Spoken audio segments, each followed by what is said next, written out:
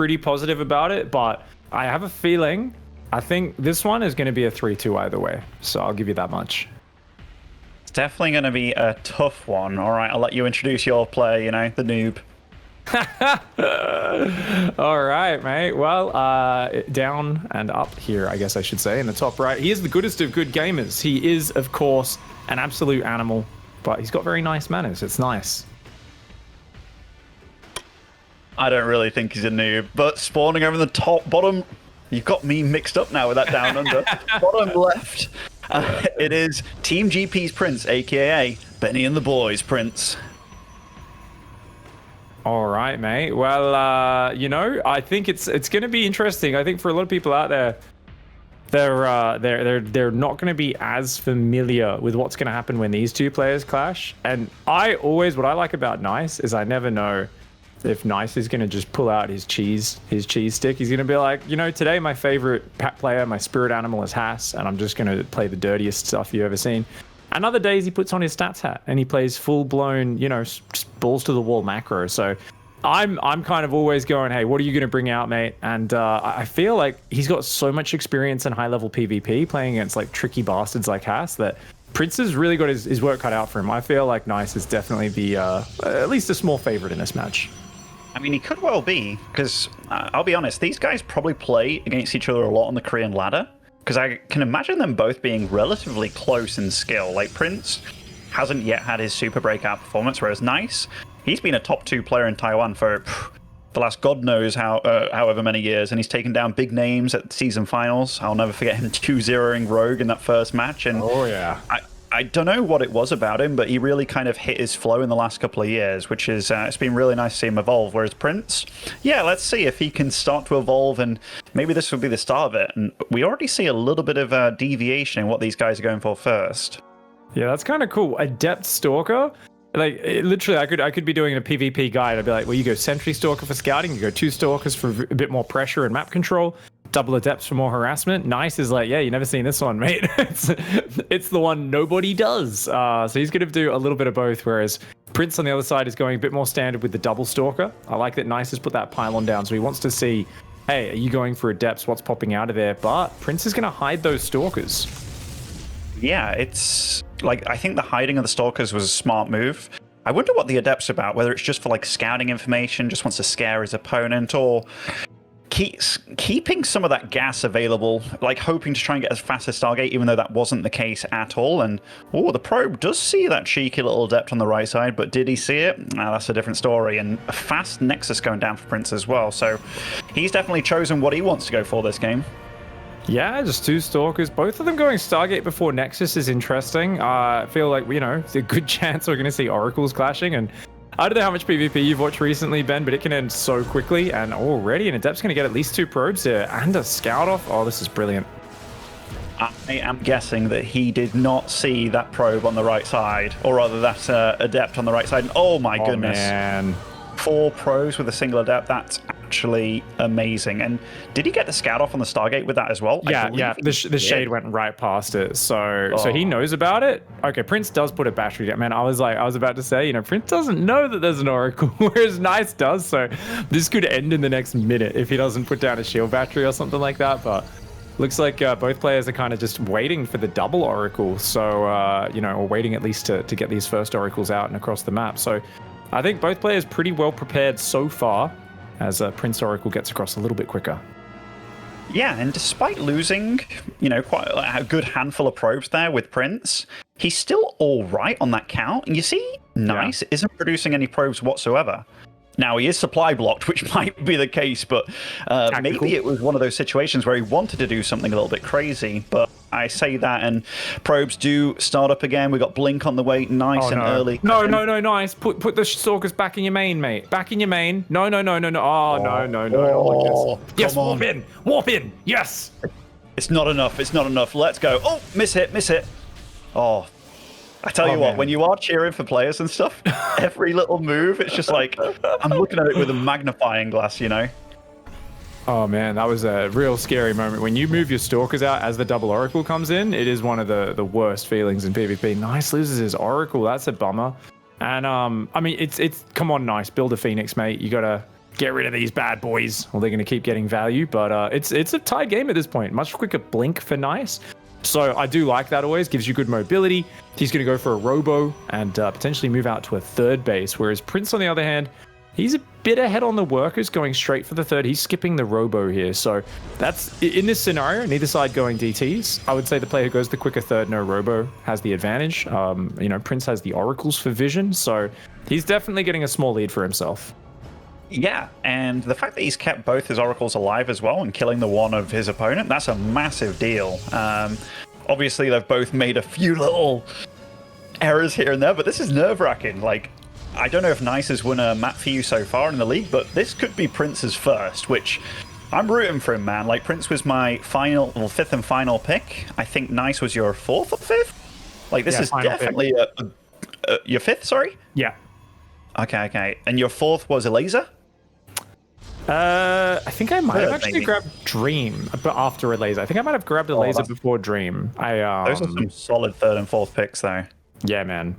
The snake draft did good for me, seventh in the in the pick order, and thankfully there's insane people, who didn't pick up Clem and Cure and Laser and Dream and stuff. So I'm feeling very happy. Got some some special tactics players, but proxy gate on the right side for Prince coming in. So Prince is thinking about getting aggressive. Nice is getting Immortals out and already going into charge. So Nice is going to be building a pretty well-rounded force here. Only 2 Stalkers in the main, another 3 probes go down. And these Oracles, really just being an absolute nuisance. And the longer they stay back there, the more just uncomfortable you are as Nice. That's really irritating. I always tell people, like, even if there's a drop with 2 Marines back there, in PvT, I'll build a Void Ray, man. I'll be like, no, I'm not leaving that back there, man. So Nice is trying to be like, proper and not invested in air unit just to clean up 2 Oracles when he should be able to deal with it with Stalkers. But at the same time, the way Prince is being so patient, that's really irritating me. I really want to see a bit of a cheeky F2 from Prince. Just accidentally move those through the Stalkers, just drive him in there, chuck him away, mate. I mean, it's always a rough situation. Like, those Oracles, not only have they stayed alive and dealt a little bit of damage, they've meant that Nice can't really move out like he wants to, and also he's had to make sentries to scout, whereas he didn't need to make sentries because he keeps on revelating, keeps on spotting what's going on, and this is a lot of Stalkers now. Yeah, that battery overcharge is crucial here.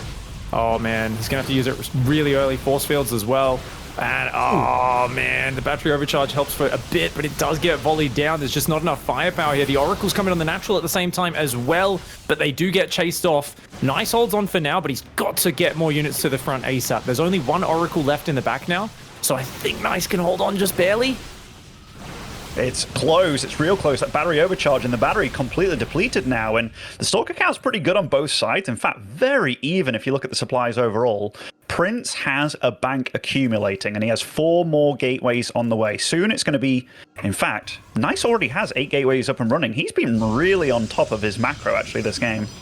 Yeah, it's kind of interesting. Some players will really power like Nice did and just go straight for the 8 gates, and there's like this window where it feels like they're really light on units, but if they survive like he did, they're good. And Prince was like that sustained, just like warp in, kind of like a Terran using the 4 gates like barracks production, and he hits that attack, but at the end of it, I don't think he's as far ahead as he was before. Oh, man, get out of here, Oracle. Just leave, dude. Wow. How many kills does that bad boy have? Let's have a quick look-see. 5. I mean, the other one had a few as well. We've had 8 probes go down this game for Prince, with Nice killing 5 of his own. Look at that, by the way. Nice isn't... Okay. He is now getting his +2 weapons on the way. I saw him moving out, and I was like, is he going for a +1 weird timing here? Because that could actually be kind of crazy, but he is bringing a Warp Prism over, getting the +2 as well behind it all. Prince could get caught off guard by this, but he does have a ton more Zealots than Nice, which will help a lot. Yeah, I feel like for Nice, the way this works is you just get so many more Stalkers and you just pick off the Zealots blink backwards, right? Just keep picking them off for free. But he can't really stand and fight. And that Immortal, if Prince chases, the Immortal will get taken down for sure. But he's got the Stalker advantage. You just can't really overwhelm the batteries. But actually, Prince fighting a bit too far forward, loses a bunch of Stalkers, activates Overcharge super early. I think now the Immortal will go down, but it's only 1 Immortal. This isn't like 4 or 5 sentries with it. The Stalkers can always get out of here. They can, but at what cost? I mean, these are some nice blink plays by both of them. Really good micro by Nice. He's actually avoiding so many of these Stalker shots, and overall he's trading very well. Losing the Immortal was costly, but he's... Oh, until then, he just went a bit AFK there, Pig. The Oracle did, I mean, I don't know where the Oracle was actually, but I thought it must have been distracting him or something like that. I was like, I don't know where it went to, but I guess it's just pulled back here to the north, and overall units lost tab looks like it's a bit in favor of Prince. Prince has the earlier 4th base up, but he's down a few probes. A few more Immortals, Archon, Zealots. It's more of that straight up fighting army. Nice is still on basically pure Blink Stalkers. He's going to have to micro his heart out to do this.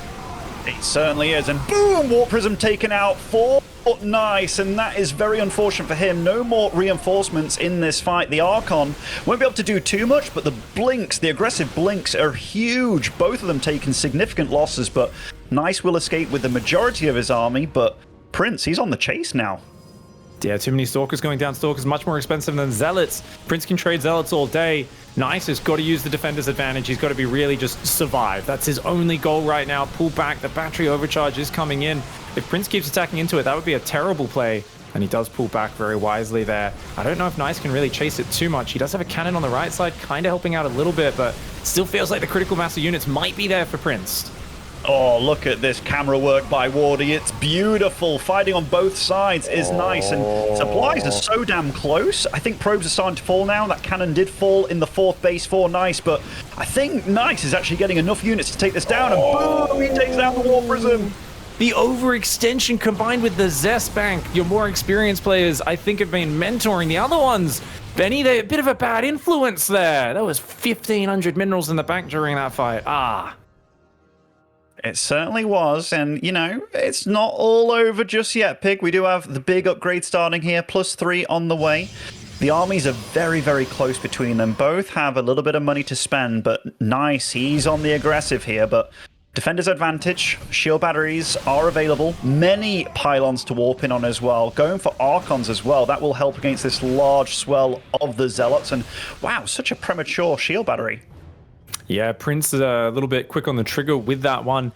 Being heavy on Zealots is really awkward if you're outnumbered, because they can just, you know, get kited for days. He's got to kind of hug the battery, hug the Immortal and that sort of thing, and rebuild his Stalker count. +3 is about even on the way for both players. Neither player has a 5th base, and it's still mostly just basic Zealot Stalker for Nice. But I like this. He's splitting off Zealots right now. His Stalker's just being as annoying as they can, picking off a probe here or there. Wants to kite back against these Zealots, picking them off wherever he can. Nice is still just looking for that win with the Stalker, and off the back of his sick micro. He's definitely trading well. He's definitely trading well. For a while, he had the negative on the resources loss count, but he is just making nothing but Stalkers. So his army, very flimsy and brittle, but very agile at the same time. Yeah, it's fast moving, can always pull back. And we saw what happens if you overcommit into Stalkers with batteries and whatnot before, right? I do think it's nearly impossible for Nice to really break Prince. He's got to just be very careful. Pick off a Zealot, pull back. Pick off a Zealot, pull back. He can't force the issue here. He can just look for value. If he overcommits, his army will crumble. As you said, it's very brittle. Stalkers are fragile. They're expensive. The moment you see that commitment from Prince, he's got to get out of there. Prism comes a bit far forward. I thought that one might go down. I thought it might too. I'm starting to get worried for Nice here, because for a while I've been like, he's been trading well, but if he stays on this, like... Yeah. What's his win condition? Just hoping that his opponent messes up a bit? Because that army of Prince is just getting stockier and stockier, I feel. Yeah, he's got to take a 5th base and go blink DTs. This is the one thing Nice is missing. And Prince is going to go for the fight. The Stalkers. He moves his Stalkers forward for a moment. A bit of miss micro from Nice, but he's going to start blinking back again. The Zealots do come in for him as well. The Archon's getting great value out of Prince, though. And he's got to disengage and pull back. These Stalkers cannot stand and fight. And that's a good pullback for Nice. Prince coming forward a little bit there. But at this point, like I said, yeah, 5th base, if you can get a bit of an economy advantage and get Blink DTs, you can play just Stalkers and DTs. It's called the Blink-Blink composition. Neeb showed us that one is actually totally fine. As long as you got good micro, Disruptors will never land. And that's why Prince is obviously not going Disruptors, because he just knows Nice is too good. He's going to dodge any shot from that. So realistically, Prince just kind of needs to be very careful with making sure the Zealots don't get kited out and kind of baited into the Stalkers. So he's got to try and, if he can flank or surround Nice, Nice's army will fall apart. But if Nice can just keep picking away at the edges, he'll slowly wear it down. He will indeed, but this is a very stocky army now, man. Like, that's a lot of Immortals. It's got a lot of Archons as well. Now, these Stalkers, they are trying to run away, but it's nothing but more Stalkers, more Zealots on the way for him. I'm starting to get very worried, but he's doing such a good job. Like, Prince is kind of playing into his hands here, but a lot more Stalkers come out for him as well. That, I think, is actually a really good move for him. Yeah, it definitely is going to be very scary. I mean, if you stand and fight with 4 Immortals, 3 Archons, the Zealots, like, this is terrible. But Nice is like, just pick off the edges, pick off the edges. I mean, for me, this is so scary, man. I always want to see a transition into DTs, Disruptors. It would be great against the Immortal Archon Zealot army, right? Because it's not too Stalker heavy from Prince. So there's a lot of transitions here from Nice that make sense, whether it's Blink DTs, Disruptors. And I think, though, Nice, you know, he believes in the power of the Stalkers. He's got a run by in the bottom. Is that a Warp Prism? Oh, very nice. It is very nice indeed, and that's definitely going to put the clock on Prince, because that's going to deal quite a bit of damage. And Prince, maybe he's thinking now is the time. That's going to be a significantly less Zealots in the mix to defend against this, but he's not going for it yet. Those batteries are about to finish, and he's kind of hesitating here. Battery overcharge not available just yet, but 2 batteries are now up. You really do not want to fight the Immortals. You want to fight the Archons as Nice, right? He really wants those Archons to waddle up out front so we can pick off those big boys. A bunch of Stalkers do get caught. Nice taking the worst trade there. Still a very scary army. He's going to come with a Zealot flank. He's thinking about going forward, but he cannot headbutt into this army. That is a very powerful ball for Prince, and he still has a Prism to warp in off the left side. Yeah, Nice is getting that Zest-Bank going now for himself, and he's going to warp in nothing but Stalkers and Zealots in yet again, and Prince's army's just getting stronger and stronger. Yeah. I do the fact that Nice has been microing so well. These guys are made for each other, man. Look at these resources lost tab. It's completely even between them, despite only Stalkers here, but that is not the kind of concave you want if you're Nice, and the battery overcharge does run out now. Prince just needs to keep going.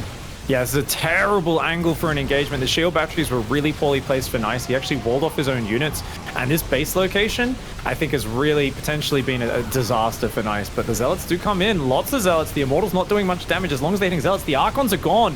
Which means, without the Archons, the Zealot reinforced for Nice is very powerful. Almost identical supply. Still 3-4 Immortals are alive, though. The Warp Prism will go down. Nice is pulling back. It's still another 15 seconds till battery overcharge is available again. He's got to hold on.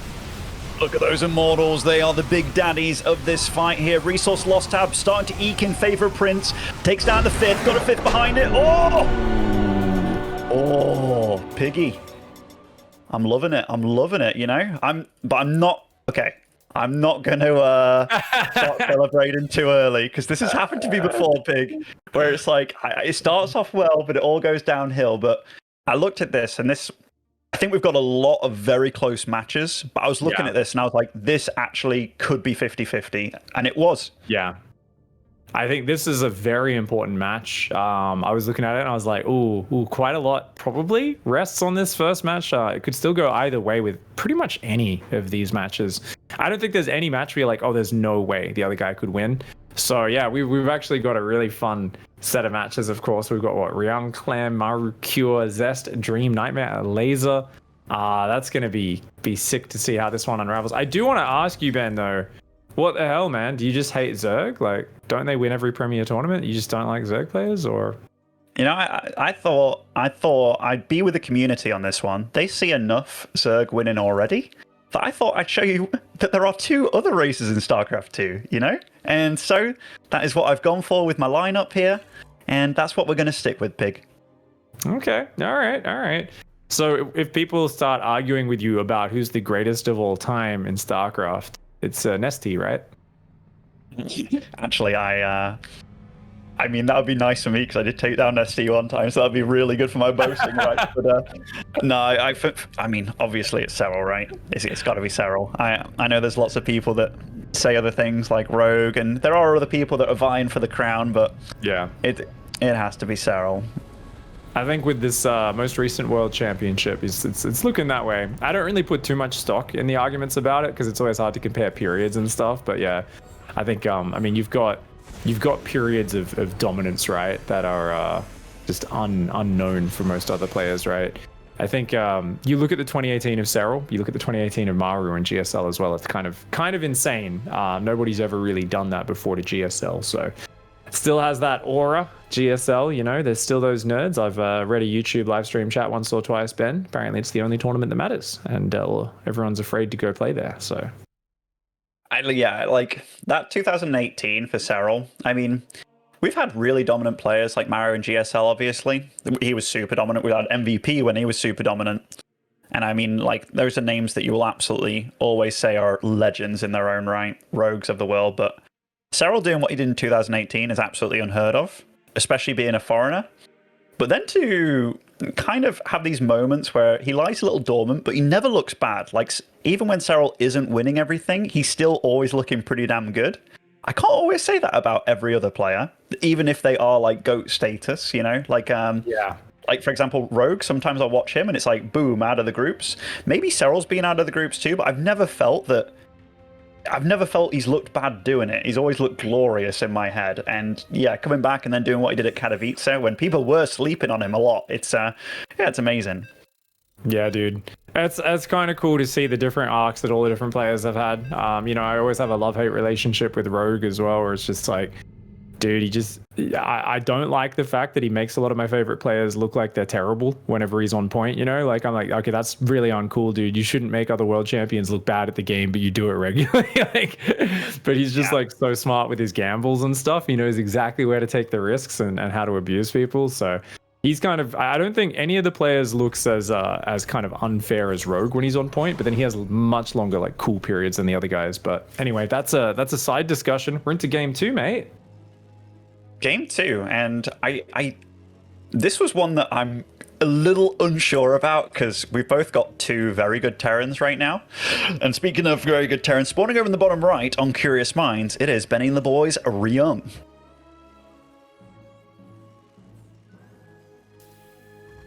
And up in the top left side, representing the War Pigs, and of course the illustrious Team Liquid, the young Frenchman. He's here with a fire. It's Clem. He is my teammate, meaning he's exceptionally good. You know what I'm saying, Pig? I know. What time is it over there for you guys, by the way? I know he's like an hour past you, so it's like, what is it, like 1 p.m., 2 p.m. in the afternoon, something like that? Yeah, I'm on Swedish time, so same as France, I think. So like 1:28. So yeah, he should be. In fact, maybe he woke up early for this for him. You know, by no, his standard absolutely, he woke up early for this. Like, Clem has the most ridiculous schedule of anybody, dude. Like, he's a little degen, man. He's a little degen. But when it came to these Terrans, like Ryung is very good at TVT.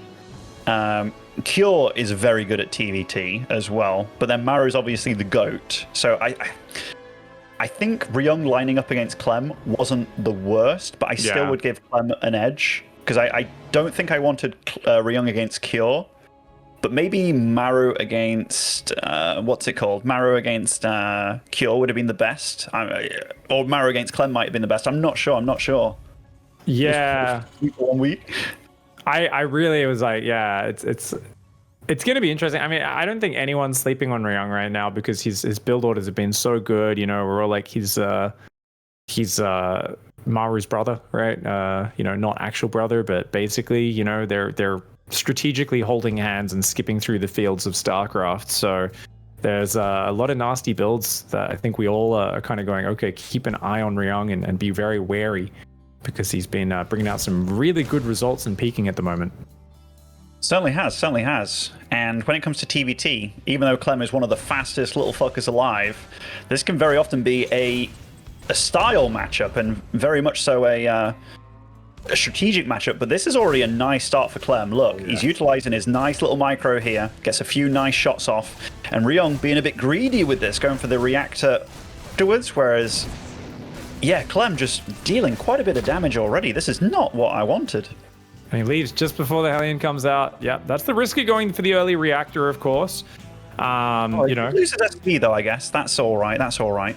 Yeah, it was just a bit of extra mining time and scouting for Clem, but it's a nice momentum to start things off. It's not going to, you know, massively change the game or anything like that. Starport's coming down, of course, a lot earlier for Clem, but that double Reaper production's kicked in now for Ryung, and I always, whenever I see that reactor building Reapers, I'm like, is he going to keep holding the button down? Is he going to YOLO? But no. Okay, Ryung going to just play real safe, swap back to Marines. He's going to play a legit style. He's not just going to run in screaming and try to stab the other guy. No, I like Ryung's a fun one, right? Because I remember, I mean, you've been around for a long time too, Pig. Like Ryung back in the frickin' Slayers days, like he was even though you had a lot of really good Terrans, like the MMAs, the MVPs, Pults of the world and stuff, he was always damn good in TVT. And he played this slower, methodical style, and he was a TVT sniper back in the days. So getting to see him come back like 10 years afterwards and do exceptionally well at Katowice, I mean, that it's kind of like a Cinderella story, honestly, for him. And it's been great seeing his evolution. And who did he beat in the top 8 or top 12? Was it Solar? It was somebody really damn good. Yeah, I mean, he took out. Oh no, that was Hiramarine. That was Hiramarine that beat Solar. Hiramarine beat Solar. I can't actually remember who Ryung took out, but like in the groups, he was beating insanely good players. So he was really kicking ass. But it's going to be interesting to see. So TVT, I mean, I do think of like Maru and Ryung as very defensive expert late game players, and Clem can play to that stage, but I don't know, man. I'm crossing my fingers for fireworks in the next few minutes because I love the movement-based TVT, and I think the more action, the more Clem can set himself apart from the pack, right? The more just multitasking, fighting, that's where Clem thrives. It's where he looks fantastic. On the other hand, you know, I think if the game slows down, I don't know if anyone really understands late game TVT like Maru and Ryung right now. Probably not, and you're absolutely right. Like, Clem really put his own spin on TVT quite a while ago when he started doing these like medevac builds and stuff and being super aggressive. And even though he goes toe-to-toe with Hiramarine a lot, they're very different stylistically. And for a little bit of time, Clem definitely had the edge, but then Hiramarine came back, and then they've had this really nice story. That was a nice little trade there. Widowmine for a Hellion, not too bad on either side, but probably a little bit better for Ryung, but he gets to take that out, and both of them going to opt for a third base. This is probably lending more to Ryung style, but honestly, there's not too much you can do to get away from this in TVT, I feel. Yeah, with how they've opened, no. It's kind of like, no one's playing more of a medevac style, and I think those are phased out versus the Maru and Ryung style players because they are so defensive, and like the moment they identify, you're like, oh, you're a medevac boy? Oh, okay. I'm literally never leaving my base, dude. I'm just gonna have tanks and Vikings everywhere, and I'm gonna take a careful third, and we're gonna take a quick fourth command center, get that second factory down, and all that sort of stuff. Speaking of second factories, what the hell? Yeah, I was just about to say, he's got a mech, and especially on Curious Minds. And the Reapers in the main, this is very nice by Ryung. I think he's doing a great job of realizing what his strengths are, and maybe what strengths Clem has as well, because if this was bio versus bio kind of thing, I'd probably still be like, okay, I might favor Clem a little bit here. Yeah, I'm curious to see how Clem approaches this, and also when he scouts that this is the case, because it's a real bummer if you're up on 4 reactors when you first realize it's mech, and you know, you can't really build as many Marauders in the mix. You have to start swapping your barracks around. It's also something where, of course, Ryung will not mind committing to Vikings super hard to try to win that airfight. It's so important if you're playing mech. If you can win the skies, it gives you a much easier time. And for now, both players are pretty much even in almost every number. Clem is the one pushing forward, looking for an angle, but no scans really being used. There we go. First scan does come down. I think after Clem scanned there, and he's like, what? You've already got gases on your third? He probably is thinking that maybe something a little bit cheeky is going on behind the rest of this, and he'll want to find out exactly what is going on, because if you get into a game with mech, especially on a map that's fairly short rush distances like Curious Minds, you can get yourself into a lot of problems. But he's still going for the reactors. Is this on his barracks as well? Yeah, it is. Yeah, no, he hasn't realized the gases. I mean, they were only about 10-15 seconds faster than his ones, so you know, it's easy to miss that. And I'm not sure how much would change other than the Marauder production. Quick fourth CC does go down, but yeah, I mean, it tells you so much about your opponent's mindset, right? When you realize it's like mech, it's like the worst feeling is realizing that your opponent really just wants to sit in their corner and macro, you know, 10, 12, 13 minutes into the game. If you spot something really early and see, oh, he's playing like a really defensive style, okay, I can adjust. I can make those necessary transitions. And for me, I think one of the most common ones you'd want to be seeing is like, okay, let's try and get up a second starport, probably look to win the fight in the air, make a liberated transition, get that fusion core and get that range for the liberators can also be absolutely amazing. Absolutely, absolutely. Seeing this army though, when Clem does spot this, and he's like, "Wait a minute. This is a lot of a lot of tanks, a lot of mech at that, a lot of Hellions in the mix too." And Yeah. this air fight, I'm maybe favoring Ryung a little bit here. Upgrades do start for Ryung, and Clem's finally like, "Wait a minute. This is not a good situation for me." And these Ravens, they're going to come in and be cheeky over here. It looks like it. Oh man, those tanks move right through his area, but the Ravens can auto turret it. Come on, come on, come on. Oh, nice auto turret spam from Clem. Come on, take those tanks out. He gets one of them. I don't know if he's going to get the other. Okay, he gets those tanks. That's very important. That means Ryung does not have position on him. It does keep one Raven alive. Still a good trade for Ryung, I think, keeping the Ravens alive, having more Vikings coming in, but it's still very close. And at this point, we see more tech labs going down for Clem. He's trying to swap those barracks around right now and get set up for the next stage. Oi, oi, oi, oi. He's walking, he's walking. Oh. He's not expecting that army to be there. Yeah, there's definitely quite a few brutal shots from these tanks coming in here. Ryung going for even more factories here. Going to go up to 5, I believe, at this point, which is a solid number with mech. The upgrades will start to come alive as well. Nice pull by Clem against these Hellions, but still quite a bit of damage will be done by this little run by of Ryung. And that is just one nice thing about mech, is all those extra minerals that you have that you kind of have to spend on something besides tanks and Vikings, well, they're going to Hellions, and they'll do things like that. They'll just be super annoying.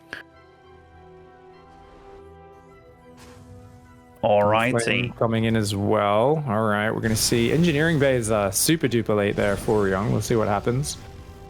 Yeah, it definitely is late, and he's getting a 4th base pretty quick as well, to say he's mech. He's been a little bit scary. Definitely a problematic situation if you're a Clem fan here, because, yeah, what does Clem do now? Does he switch into the mass sky stuff? You can still just always, there's always the chance to get a big flanking engagement, big surround. Yeah, we're on Curious Minds though, so you've got like literally a stone's throw to the other person's base. There's very little room to flank and maneuver and use the mobility of the bio.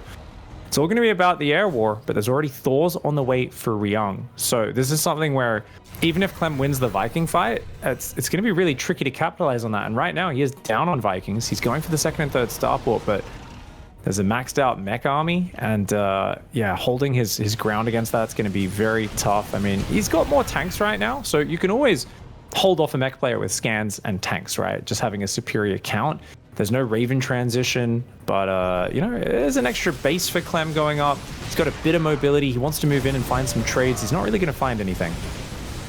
I've loved how scan-heavy Ryung's been, by the way. Like, so scan-heavy. He realizes that he doesn't really need the minerals so much. It's all about safety for him.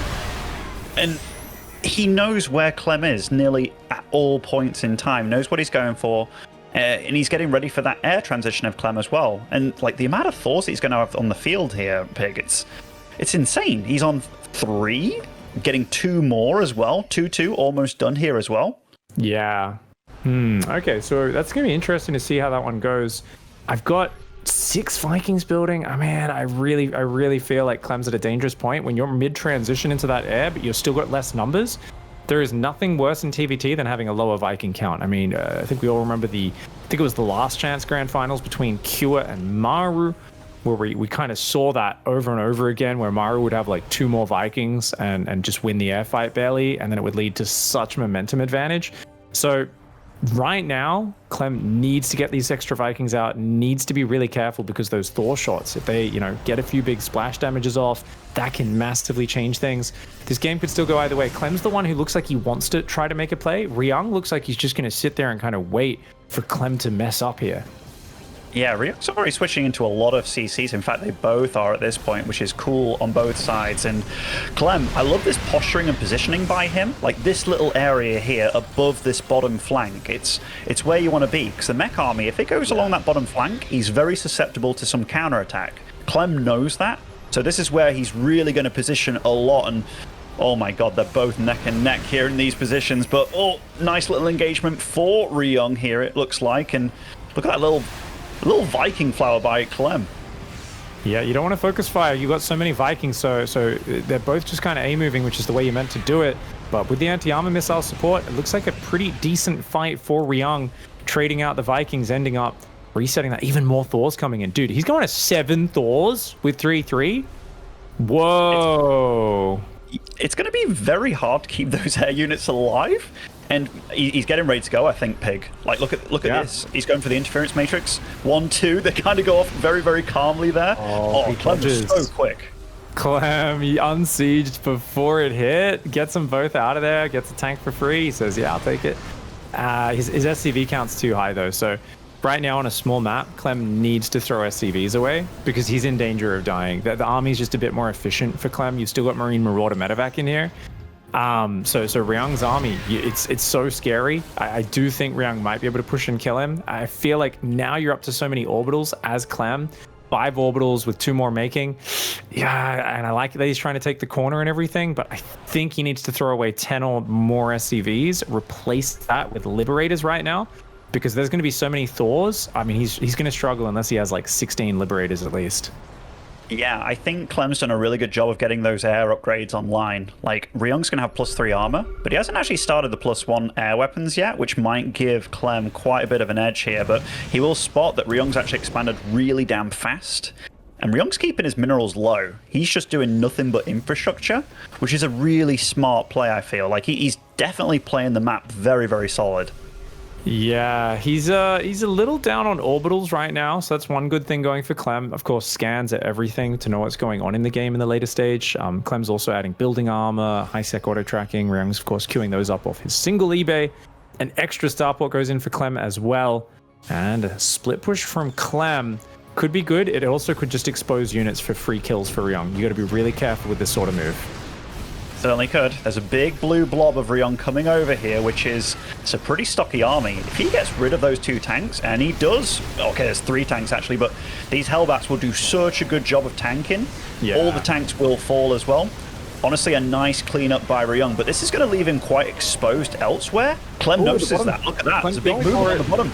Yeah, he's going forward. The Viking land, the Raven does throw an interference matrix. This bottom side will get busted through. Let's see what Clem can do with it. Ryung is staying defensive. I would like to see Ryung counter push the front if I was a DeMusliM fan at least, but Ryung's coming back to defend. Clem's not going to capitalize on it, which I'm very happy about. Of course, cheering for my boy Clem here.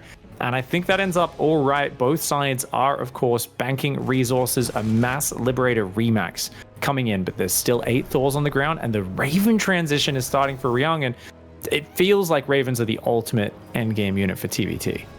They are, and okay, so let's start looking at this. So we've got lots of Thors already out. We've got so many Liberators soon to be out in the field, 8 at a time. I think I saw 9 at a time at one point as well. A little bit of harass going off in the bottom left. He does see now that Liberators are out and about with these Hellions, which is nice, but Ryung's almost doing him a little bit of a favor here by cleaning up a few of these SCVs. Ryung needs to know what he's up against, but I say that, he's already got a fairly decent counter against it, I feel, unless Clem just takes a beautiful, beautiful engagement.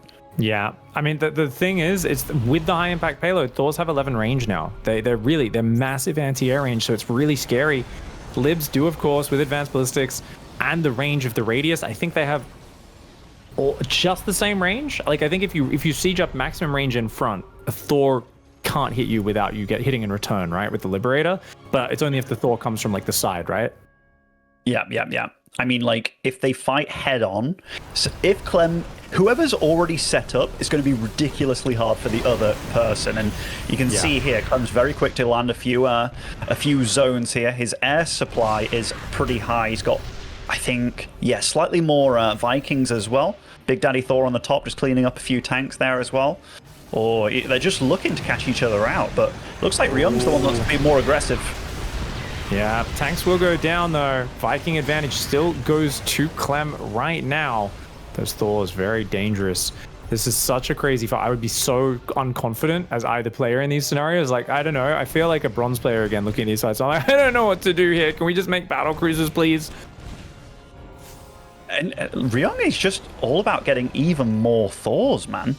Like, obviously they're scary. They're really scary, but I don't know what the Thors eventually do. Like, his tank count, he's down to 1 tank. Like, it is such a strange army comp. That's so weird, right? I think he's just saying they're mobile, right? And with Ravens, he can interference matrix stuff, right? So he clearly has an idea where he's like, oh, I can just kind of like take out a few tanks, A-move my Thors, drop anti-armor missiles and auto turrets, and that he seems to think is the best army for late game is just air and Thors. And he does have a lot more Ravens. Yeah, so many now. 9 going on 12, and they've got lots of energy banked up. And the thing is, he's one. Oof, that's so scary. It's so scary. Like, you know, a big swell of turrets would actually kill everything that Clem has. And I mean, look at Ryung. I love the fact that he's bringing over so many SCVs as well. Oh, he's actually just getting rid of them. He wants more supply. Clem, do the same thing. Copy him. Copy him. You got be a good move. minerals, throw 30, 40 away. Like, at this point, there's no reason to be on more than 50 workers, because I think the next fight decides the game, almost certainly anyway. I really think throwing SCVs away is so smart here. Especially with that kind of bank that he's got available, Pig. Like, oh, this is a big fight, a big juicy fight. So many interference matrices, every tank, every liberator gets taken out of the fight. Dude, that's a slaughter. That is such a fight for Ryung. He's got so many Thors still left alive. So many matrices went down. Look at Clem's supply. It's gone. Look how much he's got in the production tab as well. God. He's got so much. Holy crap. Okay.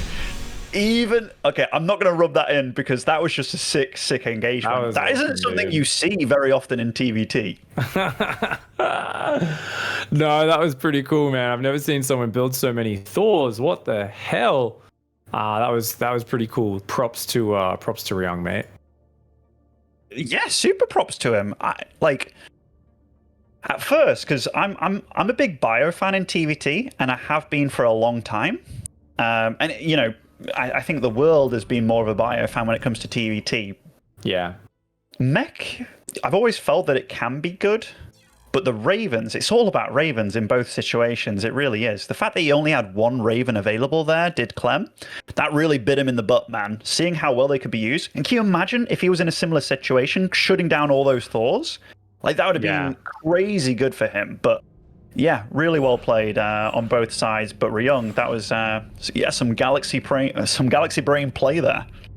Indeed, my dude. It was. I think it's, if there's less workers, you know, for Clam, has a bit more army, maybe these fights look different. Because let's be real, his tanks weren't siege; they were sieging mid fight, as were his libs, and his Vikings weren't really in front zoning. So that was like so one-sided. But it was disgusting because like he caught everything. I don't think like one tank got a shot off, one liberator got 2 or 3 shots off. That was like perfect engagement, and Ryung was fishing for it for the whole time. He was kind of moving back and forwards. So we're looking at it like, dude, how do these Thors actually work? And it's like, hey, they shoot up, they shoot down, they can move forward on an army with the Ravens. It's actually pretty damn cool. Yeah, it definitely is. That was just good all round. I'm just making sure I'm joining the right channel here. Sorry, Wardy, my account randomly switched. I don't know what happened here, but yeah, that was super nice, and it's nice to see that. Like, that was a very different take on TVT right from the get-go with the mech choice. But yeah, Ryung's a smart guy, and he knew exactly how to utilize things, and that's definitely one of those games where it's like, in your mind, it gives you a little idea, and you get this little ping of light that's like, oh, you can play like that too? And it's, yeah, just very interesting to see. It would have been nice to see how it matches up against the bio player going for all the matrixes as well. But now we have a real freaking cracker. Like, this is... Oh, yeah. Maru going up against Cure here, and this is a spicy one. Ooh, yeah. So I've just got a laser asking me what server that's going to be played on. So I'm just quickly checking that. Oh, it didn't actually say it's on Central. Okay, cool. No worries. I'll let him know that one. They thought they'd give you a chance and gave you Central, eh? You can't get all the server advantages, man. You already got the Korean one for this match. That's true. I mean, like... oh, you got it too. Okay, introduce your guy. all right. Representing Dragons, Phoenixes, Gaming, and also Pigs. War Pigs.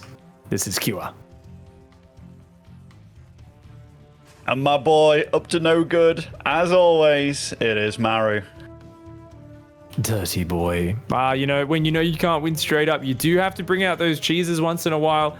I admire the weaker player understanding his situation in this matchup, DeMusliM. I'm not sure how I feel about this one, though, Pig. the one barracks proxied. This always feels a bit rough, especially in this kind of climate, because I feel that the only thing that can come out of this is you're hoping that your opponent goes for an expansion with a reactor or something like super greedy. Maybe he's going to go for a very quick, like, second barracks at home or something. I'm genuinely curious about what he's going to follow this up with, because this feels like this could go very wrong very quickly, which, mate, I don't want it to, Pig. This could be my first. You could be my first win, baby. Man, we're gonna have to win 3 in a row. I do think it's absolutely possible, and you know, I think Cure is such a beast, man. I got him on super discount sale. I'm telling you, I don't know, there was like pick like 10 or something like that. So yeah, out of everyone's pick, that is, of course, obviously not my 10th pick, my second pick. So Q is an absolute beast. He scouts, he sees that there is, of course, no barracks at home, and this is one of the things is Q loves scouting and just playing safe in the early game of this matchup. So I love the respect that he's giving here to Maru. He's going to stay up on that high ground. As long as he doesn't lose his first Reaper, should be completely solid. Oh, he's actually going for a Marine afterwards as well, which normally when you go like Reaper into Marine, you think it's like a proxy 2-racks or so. He's even made a bunker as well. So absolutely thinking that something's up here. Whether he knows exactly, because he did get to spot that it was a factory. He even gets an SCV kill there, does Maru, which that's definitely pleasant for him. But yeah, this could get spicy very quickly. Cure's Reaper on the other side of the map as well to try and delay the CC by the looks of it.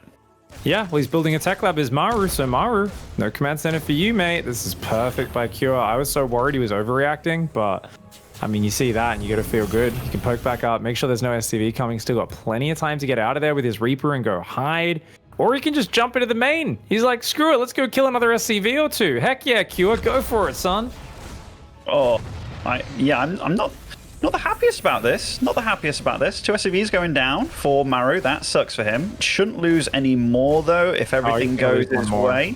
He's going to lose one more. Ah, the boy's got his back. Was that the whole team? Was one of those SCVs you and the other players? That felt like a bunch of best friends helping each other out in a spot of bother, mate. That was, you know. Yeah, there's a lot of boys with Benny and the boys, Pig. There certainly is. Is that how you guys practice for this tournament? You all got together, had a bit of a drill party, yeah? Across the drills, maybe? Absolutely. You know, we've been together for a long time, me and the boys. Like, even if we're apart because of COVID, we're still together in thought. Oh, this is going to be nice for Maru. He's going to get the Cyclone for 2 Reapers. Definitely a good trade for him. He got to make this CC build in a bad position as well by landing the barracks there initially. This is really cool by Maru. Yeah, a bit too greedy with the Cyclone for Cure. He should have pulled back after the first Reaper kill, and this would have been an amazing position. But now, having his command center delayed even more. His Banshee can come down and chase this off, but the barracks on the high ground is like, ugh, so annoying. That barracks is just actually so useful in this Cyclone battle. It really is. It really is. Like, vision will be his. Or locks onto the SCV on his way out, gets it as well. I mean, this just goes from kind of bad to worse, but everything that Maru's going again. Awesome. He's so greedy, man. He's so dude. No! Oh no! No! He's gonna lose it, I think. Yeah, you piece of, how dare you? Oh my god, Maru. That's illegal. I'm giving him a red card. Dude, Cure just lost his Banshee as well on the other side of the map. Didn't kill a thing, I don't think. Oh my god. Maru. Oh my god. It is moments like this, Pig, where I'm like, oh my god, Maru. Like, nobody else plays like this, dude. Nobody else plays like this. This is fantastic StarCraft. The fact that he's doing frickin' Magfield here. He built a second barracks again, just to make sure he can get some what's it called? Oh, no, that's... Okay. He's going to play Mac from here as Maru as well. It's actually sick. It's got multiple Magfield out. I do like that the Hellion slows down the command center there. Cure will be able to stabilize. Interestingly, Cure is getting a medevac. What is that for, mate? Just wants to get some damage done. Maybe. Oh. That's a ballsy play. It's actually really good versus this, though, right? Because often you'd swap into tanks and stuff at this point, and you're relying on the Cyclones for map control, so you're usually very light. So if you can sneak a drop around the outside, you can do good damage against the mech player. Speaking... Oh, God. Oh, man. These plays. Maru's just making this look amazing, dude. Like, he really is. Everything that he's doing is just working and dealing damage. He's got a third on the way on location. Cure just started his third, but has to go very safe about it. This Hellion being a cheeky bugger, and yet again, though. And yeah, Maru doesn't want to use this Raven. And this drop, by the way, I almost feel... Okay. I was about to say, I almost feel that this could bite Cure in the butt if he brings his army back home to deal with that single Hellion. yeah. Maru has to be careful because that 8 Marine drop, even though it doesn't have stim, I don't believe. No, it doesn't. Could deal quite a bit of damage. Drop in the fog. No, he goes straight in. It's kind of a shame there was no vision on the edge, but gonna do some good damage. 8 Marines, gonna get some good mining time, slow down the extra barracks. He sees that it is not a mech transition. It is actually just Maru being like, hey, here's 4 Magfield Cyclones. By the way, just going back to bio. But good damage and gonna have to pull out now. I think he can still get out of here if he leaves right now. He's got to get out. He can't get locked on. Oh, man. Boy. Like the damage that he got done, though, 7 SCVs for that drop, it definitely paid off for itself. Not only that, the scouting information that it got. Like, that's huge to find out you're not against mech. Yeah, it's actually pretty darn massive. I do think that damage, I mean, you look at the supply, Q is up on workers, up 2 tanks, which seems amazing, and it still is, but those Cyclones are always going to be a really annoying unit in Maru's hands. In a pitched battle, not that good, right? But I have nightmares about this, because what if they like run in on the right side, Q moves out, 4 of them run in and just kill an orbital, right? They can kill that in about 6 seconds of locking onto it. It's actually crazy how dangerous those 4 Cyclones are. If they ever catch a drop on the way across the map, they'll shoot it out of the air instantly. Anti-timing for Maru. Moved out as these Ravens came in on the bottom here, but luckily he's not too far away. Does siege up a tank in the main as well. Cure, he's playing with fire here, dude. That is... I think he's going to lose both these Ravens. This is what we call a YOLO, I believe, Benjamin. And a YOLO? it's a YOLO, I believe. And yeah, that's definitely not worth it. 5 SCVs, bit of mining time. You get 1 more auto turret. I do like that extra auto turret. You get like 3 maybe more SCVs there, a bit more mining time. It's not terrible. He might get that Raven out, actually. If he just runs that, he might get that out. The Cyclones are probably going to look to hunt it down, but it'll take a lot of actions, at least, for Maru to catch it. You know, you've lost your Ravens. That's not great. We saw the power of Ravens in that last game. Cure, though, he's up. Good amount of workers. They're going into Marine tank. And there are situations where that Raven count isn't as useful. Yeah, Cyclones will get it. I love the confidence of Maru. Like, just sends his air units away, tracked it down. He's like, you know what? Still got these Cyclones out, and oh my, is it hide in the dead space?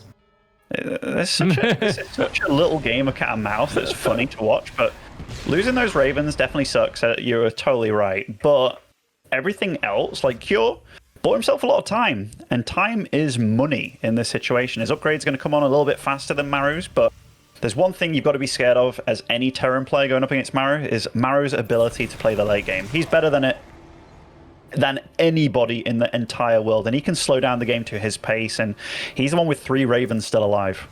Yeah, I mean, that's when Maru eclipsed everyone else, is when he went from being like a very good, aggressive, well-rounded player to just being like, oh, also, no one can match me in late game. Dude, Cure just got a Raven with like 100 energy still sitting inside it.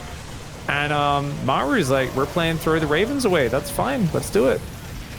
Well, let's do it indeed. And like, he got 5 SCVs for this, and he's kind of ahead in supply now, but the Cyclones, they wanted to get the command center, that exact move that I was talking about. Oh, man. But no. You know what would have been sick? Having those Cyclones in a position for the Ravens to get away, and then the Vikings fly over them as well. There's quite a lot of things you can do with it.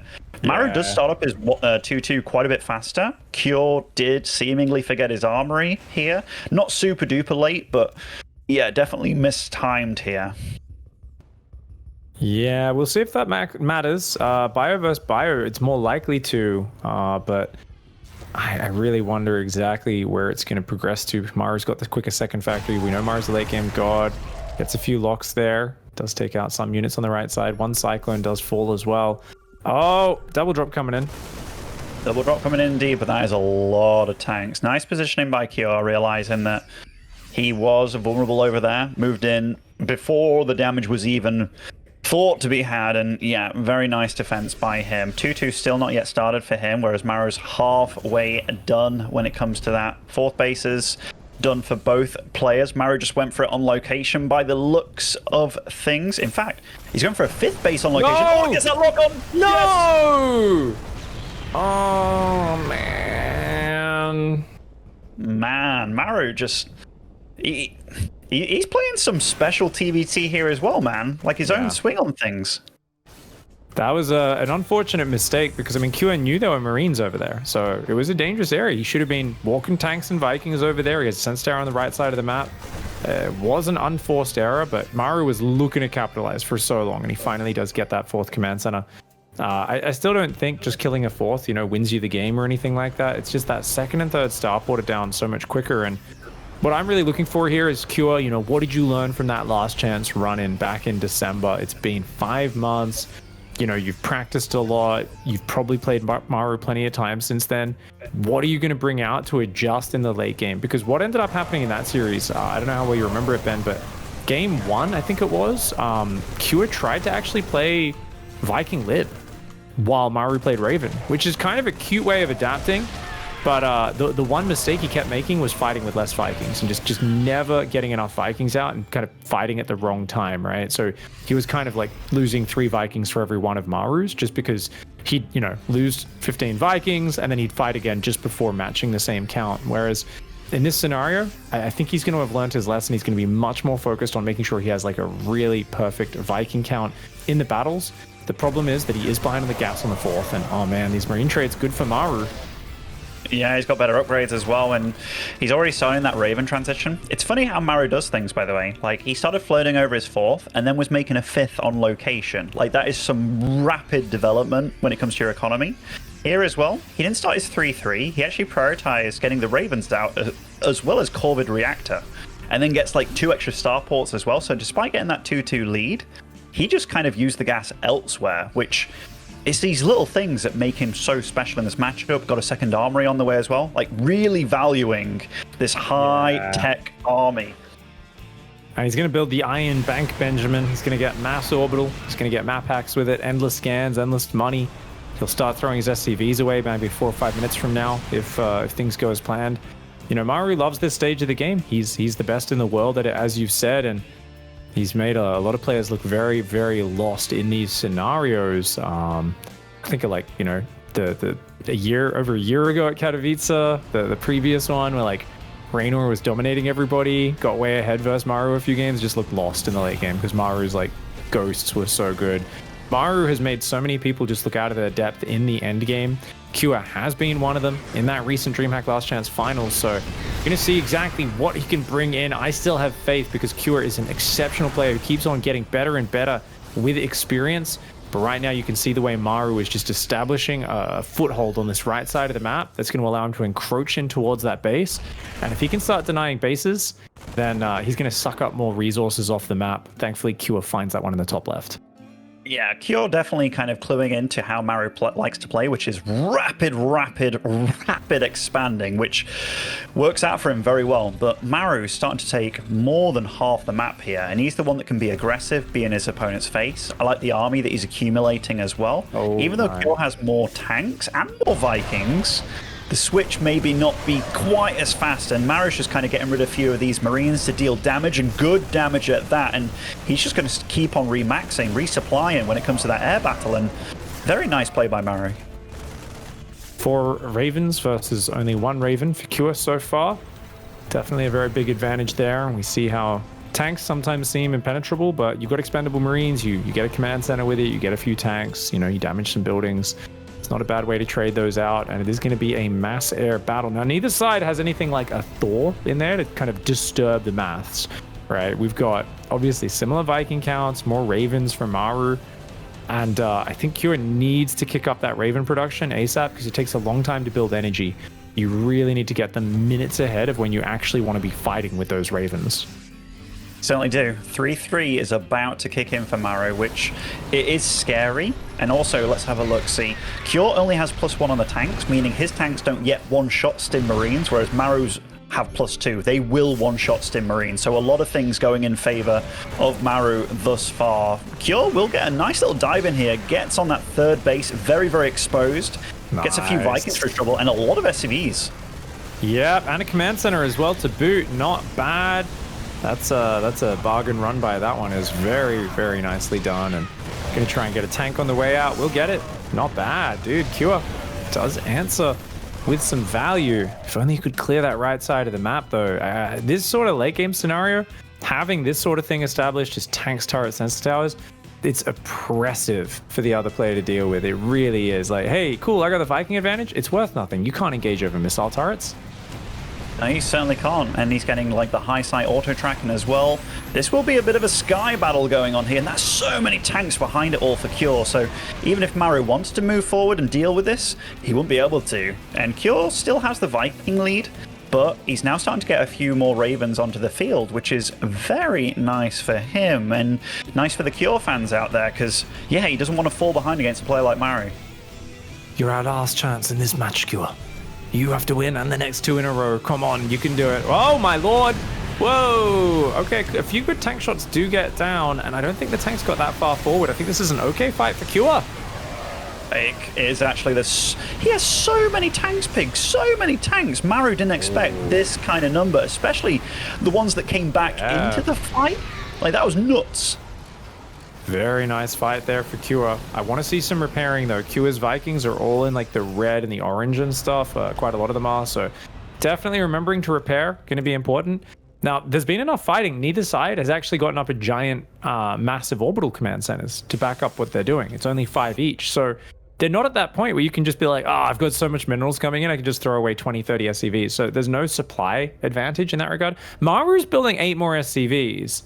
That actually seems really weird to me at this point. I feel like, okay, as long as he doesn't build any more, but that's going to be the absolute max. There's no way you want to be above 80 workers at this point, unless you're aiming for the 35-minute mark, which, hey, I guess it's Maru, why not? Yeah, I think, like, his bank is completely depleted, right? Like, completely depleted. He's actually got less Ravens for first time in this series, and Cure, he's getting into this position here where if you get that watchtower, it's such a big deal. That watchtower also kind of secures you that top left quadrant over there. So he's kind of playing Maru's game here, but in the opposite side of the map. And you can see how uncomfortable it's made Maru. He's had to fall completely back here, and he has to think about new ways to try and expose Cure if he wants to. Yeah, I think both sides wishing they had Nidus Worms right now to try and make a big play into the opponent's main base or backdoor somewhere. Maru looks like he just wants to shove the right side. I mean, this is so much army. I think he's going to try and push the exact same angle. I think he's going to try, but like, Cure's moved really well around the map. Like, Cure's actually doing this really well. The fact that he's going not just toe-to-toe with Maru, but he's actually kind of come back from what I thought was a bit of a problematic situation. And now he's got a really good army against Maru as well, but it can all come down to one bad engagement, one superior play from either one of these Terrans, and Maru's just showing a lot of confidence here. Yeah, manages to get a tank pick off, and it's in a crucial position. Another tank almost gets picked off, but nah, Cure gets the shot off. Nicely done. Good interference matrices of his own. The thing that's scary for Cure right now is that Viking advantage that Maru has this time around. Cure had it earlier. Now Maru's up 5-6 Vikings. Now, Maru's going so heavy on the Vikings that almost becomes an overcommitment where he kind of needs to find a fight air versus air uninterrupted because he's going to be so low on any other units. Now, usually, like I said, that's often a good way to do it, but with so many missile turrets out here, it becomes kind of awkward to break through these situations.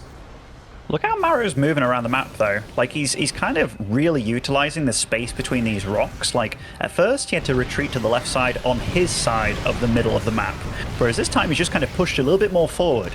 It's really making Cure's life very difficult with how he approaches and how he engages, but Cure's going for it, man. He's just going to dive Marines, auto turrets, stimming forward in front. A good break.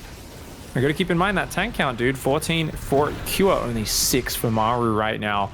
Cure says, hey, naughty, you built too many Vikings, dude. What are you going to do about these Marines on the ground? Not to mention all my auto turrets. The Raven advantage is still here for Cure right now. He's going to get in between these paces. Maru has slipped up in the late game, and Cure fighting back in a big way. He definitely is. Fusion Core coming online for Maru here. Maybe for, I want to say BCs, but I think it's going to be for ranged lives. But who knows when it comes down to TVT. Cure takes out a third, will get on out of there. So Maru not dead from that punch at all. In fact, far from it. Both players at 78 workers, both players getting a lot of gas. Maru has taken his half of the map, but Kyor's doing exactly the same now. And in fact, looking to maybe deal even more damage here is Kyor. Yeah, I mean, I was kind of surprised he gave it the position, but I think there's so many tanks up here, it was hard to push any deeper. Good interference matrix counter from Maru. Stops him advancing there. Q has still got good position, good trades off his 33 Vikings for Maru right now, and he's continuing to push forward with these interference matrices, but not actually inching his tanks forward much. He'll get one more siege tank there, not bad. This is such a careful position for both of them, right? Like, because let's say you do overwhelm and kill. Very unlikely in this kind of situation. It could genuinely come down to who has been the most cost efficient, with every mineral counting, with every bit of gas counting, and every little eek, bad trade like Kyor just running a few units forward here, not what he wants. 38 Vikings right now for Maru. That is a silly number. And I think Kyor needs a Thor at this point. 1 or 2 Thors will really help out. The tanks on the right side doing really good. Don't want to be fighting the planetary, but they are going to be able to siege up and maybe take that planetary down. Maru, of course, is going to try and repair it up and move his own units to respond. Kyor pulls back on the right side of the map, but the Viking count still means you cannot fight just Viking versus Viking. You are so outnumbered as Kyor right now. It's really hard to tell who has more, though, in this situation. Obviously, we can tell. But for both these players, you see a big cluster, and it's like, shit, who has more? I think Maru, in fact, I think they've both noticed who has more in this situation, though. Maru starting to accumulate a bit more of a bank, but also realizing that he's won the air battle, starting to switch into those Liberators, which are going to be very valuable, but he does need to start getting that range upgrade for them, because otherwise it's going to be very hard to break these kind of tank lines.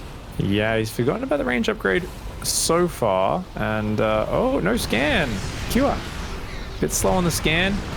And the first volley gets off for Maru, gets 2 tanks for 1. 2-for-1 trade, something these guys are always happy to take. Kyor sending some medevacs down to the bottom right side. Doesn't really have much of a use for those. Interference matrices all over everything, but the Viking count, massive advantage for Maru. This is a horrendous fight for Kyor. Get out of there, Kyor. You cannot be taking this fight, mate. He's way down on Vikings. That was really good for Maru. We see in the production tab, Pig. Battle cruisers, Yamato cannon as well. And Kyor, he had 10 Ravens before that fight, compared to Maru having like 2 left. Whereas now got completely equaled out. Resources lost tab starting to eke in Maru's favor only slightly. So Kyor's still hanging on there. And actually, those 3 medevacs, they came along with an army to reinforce an army. And he's going to get some damage done on the right side of the map. Kyor definitely playing damn well. Yeah, it's just going to be very hard to get that Viking count back up. He's got to be really patient, and he needs to go more Vikings than is reasonable. Maru has such a silly Viking count. He's going to shove through the tanks, are getting a few shots off. Interference Matrix auto turret defense is all right for now. I think those Interference Matrices will wear off. And it looks like it's going to be a hold for Kyor. Kyor's pushing into the bottom right as well. Another planetary getting assaulted. No repair for Maru. Oh my gosh. That is a lot of damage. I mean, Maru still has a bank to work with. There's going to be so many BCs on the field very soon, by the way. That will allow him a lot of, hey, you're counterattacking me, I'm going to blink on top of you kind of thing. And, oh, the Liberator is going to make this a lot more difficult for Kyor to deal with, and killing a few SCVs and the air units, they're not dealing with it in time. And, oh, that's a few very healthy orbitals getting away there, healthy on the energy front. But, man, this game's getting super wild, dude. Q accidentally sieged the tank in range of the planetary in the bottom right. It does go down, but he's still done a lot of damage there, scanning and taking out SCVs that are trying to repair as well. I mean, Maru's just not dealing with the bottom right. He seems to be happy and content to give it up. And I mean, as long as he gets rid of these bases, I think it's maybe okay for Maru. He does still have decent tank. It's really close. Yeah, I'm actually thinking about this, Pig. Maru definitely mined more out of those bottom right bases because he had them for a lot longer than Kyor. So maybe if his mindset is, I'm going to go take the top left now, like that could also be very, very valuable for him. But he still has to respect this push, because this push is starting to get way too much done. I'm surprised he hasn't used his BCs, but if he does blink over there, okay, he does it now. Speak of the devil, mate. The devil Terran bringing those in there, I think. Oh, the tanks are going to get caught on the left side, though. And dude, that's a pretty good cleanup. Oh, the tank count is down to 1. There's only 1 tank for Maru right now. If Kyor can win the air fight, he's taking out this base. Maru's not going to have any bases left mining. Kyor can retake the top left. This is looking amazing for Kyor right now. I mean, it's so close, right? Oh my god, 5 more BCs on the way. There's going to be 9 BCs on the field. Like, it can look really good for Cure, but you're fighting against 9 BCs and fairly equal Viking numbers, both at 30, by the way. These BCs will be tanking big volleys. There's big fights going on. Both of them looking... I don't know who's winning at the moment, Pig. I think it's close, but Maru might be eking out a little bit of a victory here in this fight, but yeah, at what cost? They're both so close in supply still. This is ridiculous. Cure gets the base, and I think that might be the deciding factor. Potentially, this game's still so close. Maru is broke, and yet he's making the medevac boost upgrade right now. It's got to be a misclick. Stuff is getting crazy. The Raven Viking re-engages for Cure, but Cure needs to rebuild his Viking count. I can't get behind this engagement. He wants to defend the top left side. He drops some auto turrets, but now that he had to wait for more Vikings here, and he's still trying to fight, but he's massively outnumbered in the skies. And Maru, he commits so hard to these Viking fights, so he knows he has the advantage when he takes them. And Cure keeps on trying to fight when he's got like half the Viking numbers, and that's really been the big decider here. Certainly has. Maru's SCV count down to 27, by the way. Cure down to 49. So both of them are very much wounded, but now these BCs can start doing work. And also, even though they move slow, they're very mobile when it comes down to that teleport. And I dare say, Cure, he's not feeling good right now, but the Ravens are a massive counter. And both of them, again, just doing crazy damage to one another. This is almost turning base tradey. Yeah, I mean, Cure has just been killing all of Maru's bases, but those last 2 Viking fights, I think, really let him down. If he pulled back, he could have lost those bases in the top and done a lot. That is not me, is it? It's Indy. Oh, thank God it's not me. It froze for quite some time, and I was like, oh no, it's me. Emil, chill, get out. Yeah, it's the other Polish lagger, you know? Bloody hell, these Poles. Indy has inherited the Emil curse, what can we say? But you know, this game is still so darn close that it could go either way, and they should hit the pause button, I would imagine. Yeah, this is an absolutely great game. An absolutely great game. Yeah. Oh, mate, I love this so much, because this is one where I'm looking at both of them, I'm like, they're both playing so damn well. 8 battlecruisers, 30 Vikings, 6 Ravens. So the issue I have here is unless the Marines catch the Vikings of Maru without the BCs around, it's going to be tough. That being said, yeah, even with interference matrix, like 13 Ravens, Cure's got 13 Ravens. Oh my God. I mean, I never underestimate 13 Ravens, dude. This game could still go either way. Cure has more supply. Cure has more... I mean, I don't know. Does he have more economy? They're both on really basically just mulling one base. Yeah, it's really, really close. What's Maru going to invest in? He's out of gas right now. He's got like no gas income. I was about to say, I think if just a handful of Marines will be at least something for a little bit of cover. Yeah. Okay, tanks. He's down to... Oh my God, he's only down to 3 tanks. And he's got 2 on the run here. Oh. That's actually a big deal. The Viking count is only at 20 still for Cure, and he's not even building any more of them. These BCs are going to run around and kill all of his bases on the right side. Cure will still have a very scary ground army. He's going to take out these last 2 mining bases of Maru. This game has been so back and forth. What an epic TVT between these guys, who really are the kings of TVT in Korea and in the entire world, to be real. This is massive. Cure's building more Vikings, and it's all about this next big battle. With so little on the ground, he might be able to jump in. Remember, if he can fight without the battlecruisers there, that's going to be a big problem for Maru. It certainly will be. Like, what's the Raven count at? 6 versus 13. That is a lot more for Cure, and those Ravens can be damn good. Maru's trying to buy time. In fact, so he's scanning out about to see exactly what's going on. These BCs Cure needs to just fire any moment. If Cure stims on that army, though, he could just kill that army. Obviously, he's kind of behind the planetary now as Maru. I feel like Cure needs to just jump on the Viking Marine on its own, because there's only 1 tank there. If he just runs on top of that and can force a fight, and the BCs are teleporting like mid-fight, it's going to be decided by the time the BCs get there, and they're all going to get locked down by matrixes, right? You do need to save a bit of energy for that, but the BC's job is to tank so that Maru's Marines and Vikings can do damage. He has to have the BCs up front, because even when they're matrix, they'll still take attack priority. It doesn't change their attack priority. Where did he blink? Okay, he blinked back home entirely.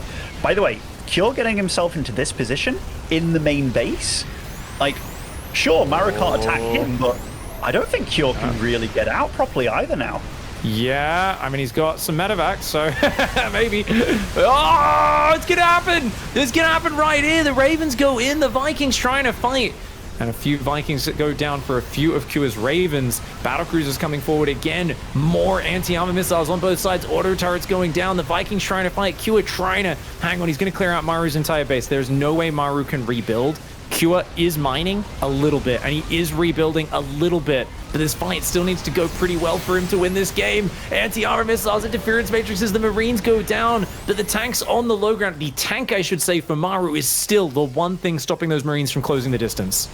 Mate, this game is bloody wild. That one tank of Maru, by the way, coming in so clutch at this point in time. Cure isn't actually mining anything. He's barely mining anything whatsoever. Both neck and neck in supply. What's the Viking count? 14 apiece. This is coming down to what can these BCs get done? And they're getting quite a bit done by the looks of it. Yeah. There is too much damage. Cure's army. That's it, man. That's it. He cleans it up entirely. Oh, there's still 5 battlecruisers left. I mean, Maru's going to lose that last mining base. He actually is going to lose these BCs. Teleporting to defend is not going to work here. Those BCs will go down, as will all of the SCVs. Command center will fall. I mean, Maru could still be eliminated in this as well. He's got one planetary, but just think about that. He could be eliminated. Like, how insane is that? This is ridiculous. Like, I do prefer Maru's position. He can rebuild. They've both got about the same amount of SCVs alive here. Cure, though, he is making Maru absolutely work for it. Every unit matters at this point. Cure, though, look at him. He's got no bank left whatsoever.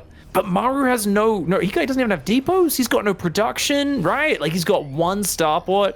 Okay, he's going to get unsupplied because he has so few units. Like, he will be able to rebuild a little bit. He's only got 2 orbitals versus 6. The mules dropping for Cua are really big. The battlecruisers are going to dive the top left. There are some Vikings nearby. They can try to do some damage, but more Vikings coming in. YAMATO as well. Marines trying to stim over, but they're all heavily damaged. I think Maru's battlecruiser is just a little bit too strong. One of them does fall, but Marines on their own will not be able to defend this army. Maru, well bloody done, mate. This was an epic TVT.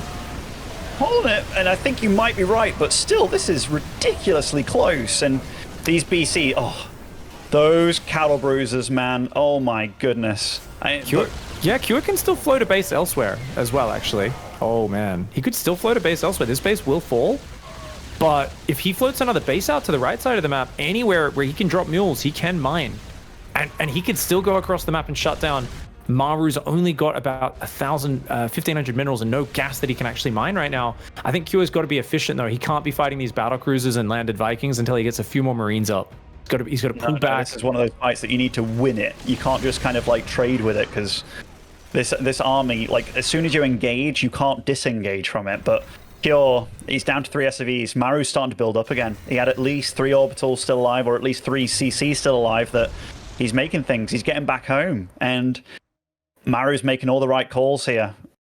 Teleporting home just to repair and try to stop this push. Maru's like, I need to defend this base. I need to defend it. 30 Marines coming in. If they catch the Vikings, that would be huge. Oh, Vikings are coming out. Battle cruisers have repaired up. Vikings on the left side. A few Marines coming forward as well for Maru, but so many Marines for Cua. They get the medevac and the Marines down, but of course the battle cruisers can kite, and that's what they do so well. The Marines can kind of like run in and run out, but fighting on the edge of range. Dude, he just YAMATO'd Marines! I can't believe he did that. Okay. I mean, that is great. I love it. Pig. Cua still has 6 orbitals, or 5 at this point, dropping mules on the right and the top left. He's still building Marines. Marines are not great versus battle cruisers. We see that when Maru just kind of kites them at the edge of range, it's obviously rough. You need to be able to like kind of have just a critical mass to get underneath them. In these small numbers, the Marines do not do well. Another command center is just gonna have to fly on out of there, and you got to keep trying to threaten around, but with no gas income, no medevacs, really hurts the ability to fight in and out here for Cua. Of course, the battle cruisers have 6 armor. The Marines only do 9 damage, so it is going to be 3 damage a shot for these Marines. Thinking about engaging, but dude, this is such a tough game. It's so darn close, and Marines and medevacs are rebuilding for Maru. Just supporting this army with Marines to complement it, anything to support here is big. Yeah, I started getting a little bit like, that's a lot of Marines. Maybe he could do something with that. But Maru, as soon as he sees it, he's like, you know what? I'll put these BCs in these really annoying locations that if you engage, like if you stim for it, that is damage that is almost permanent there, and he's just playing really smart, and he's even got tank production going. Did he make a tank? He hasn't done yet. It's in production here first, but gets on back home again. Yep. These two battle cruisers are just a thorn in Kew's side right now. There's 27 SCVs up. He's mining. He's got gas mining again, does Maru. Maru's even moving a command center forward to open up an avenue for that tank to get out. That's going to be such an anchor. Tank, battle cruiser, Viking Marine. Kewer, of course, is just landing Marines, landing command centers, mules, and building mass Marines. I think he could go around to the left side and try to pick off like the factory and stuff, but he's just probably going to YOLO it. It looks like it, and that tank, the first shot ain't too bad. The second shot, definitely not bad either. These Marines, not long for this world.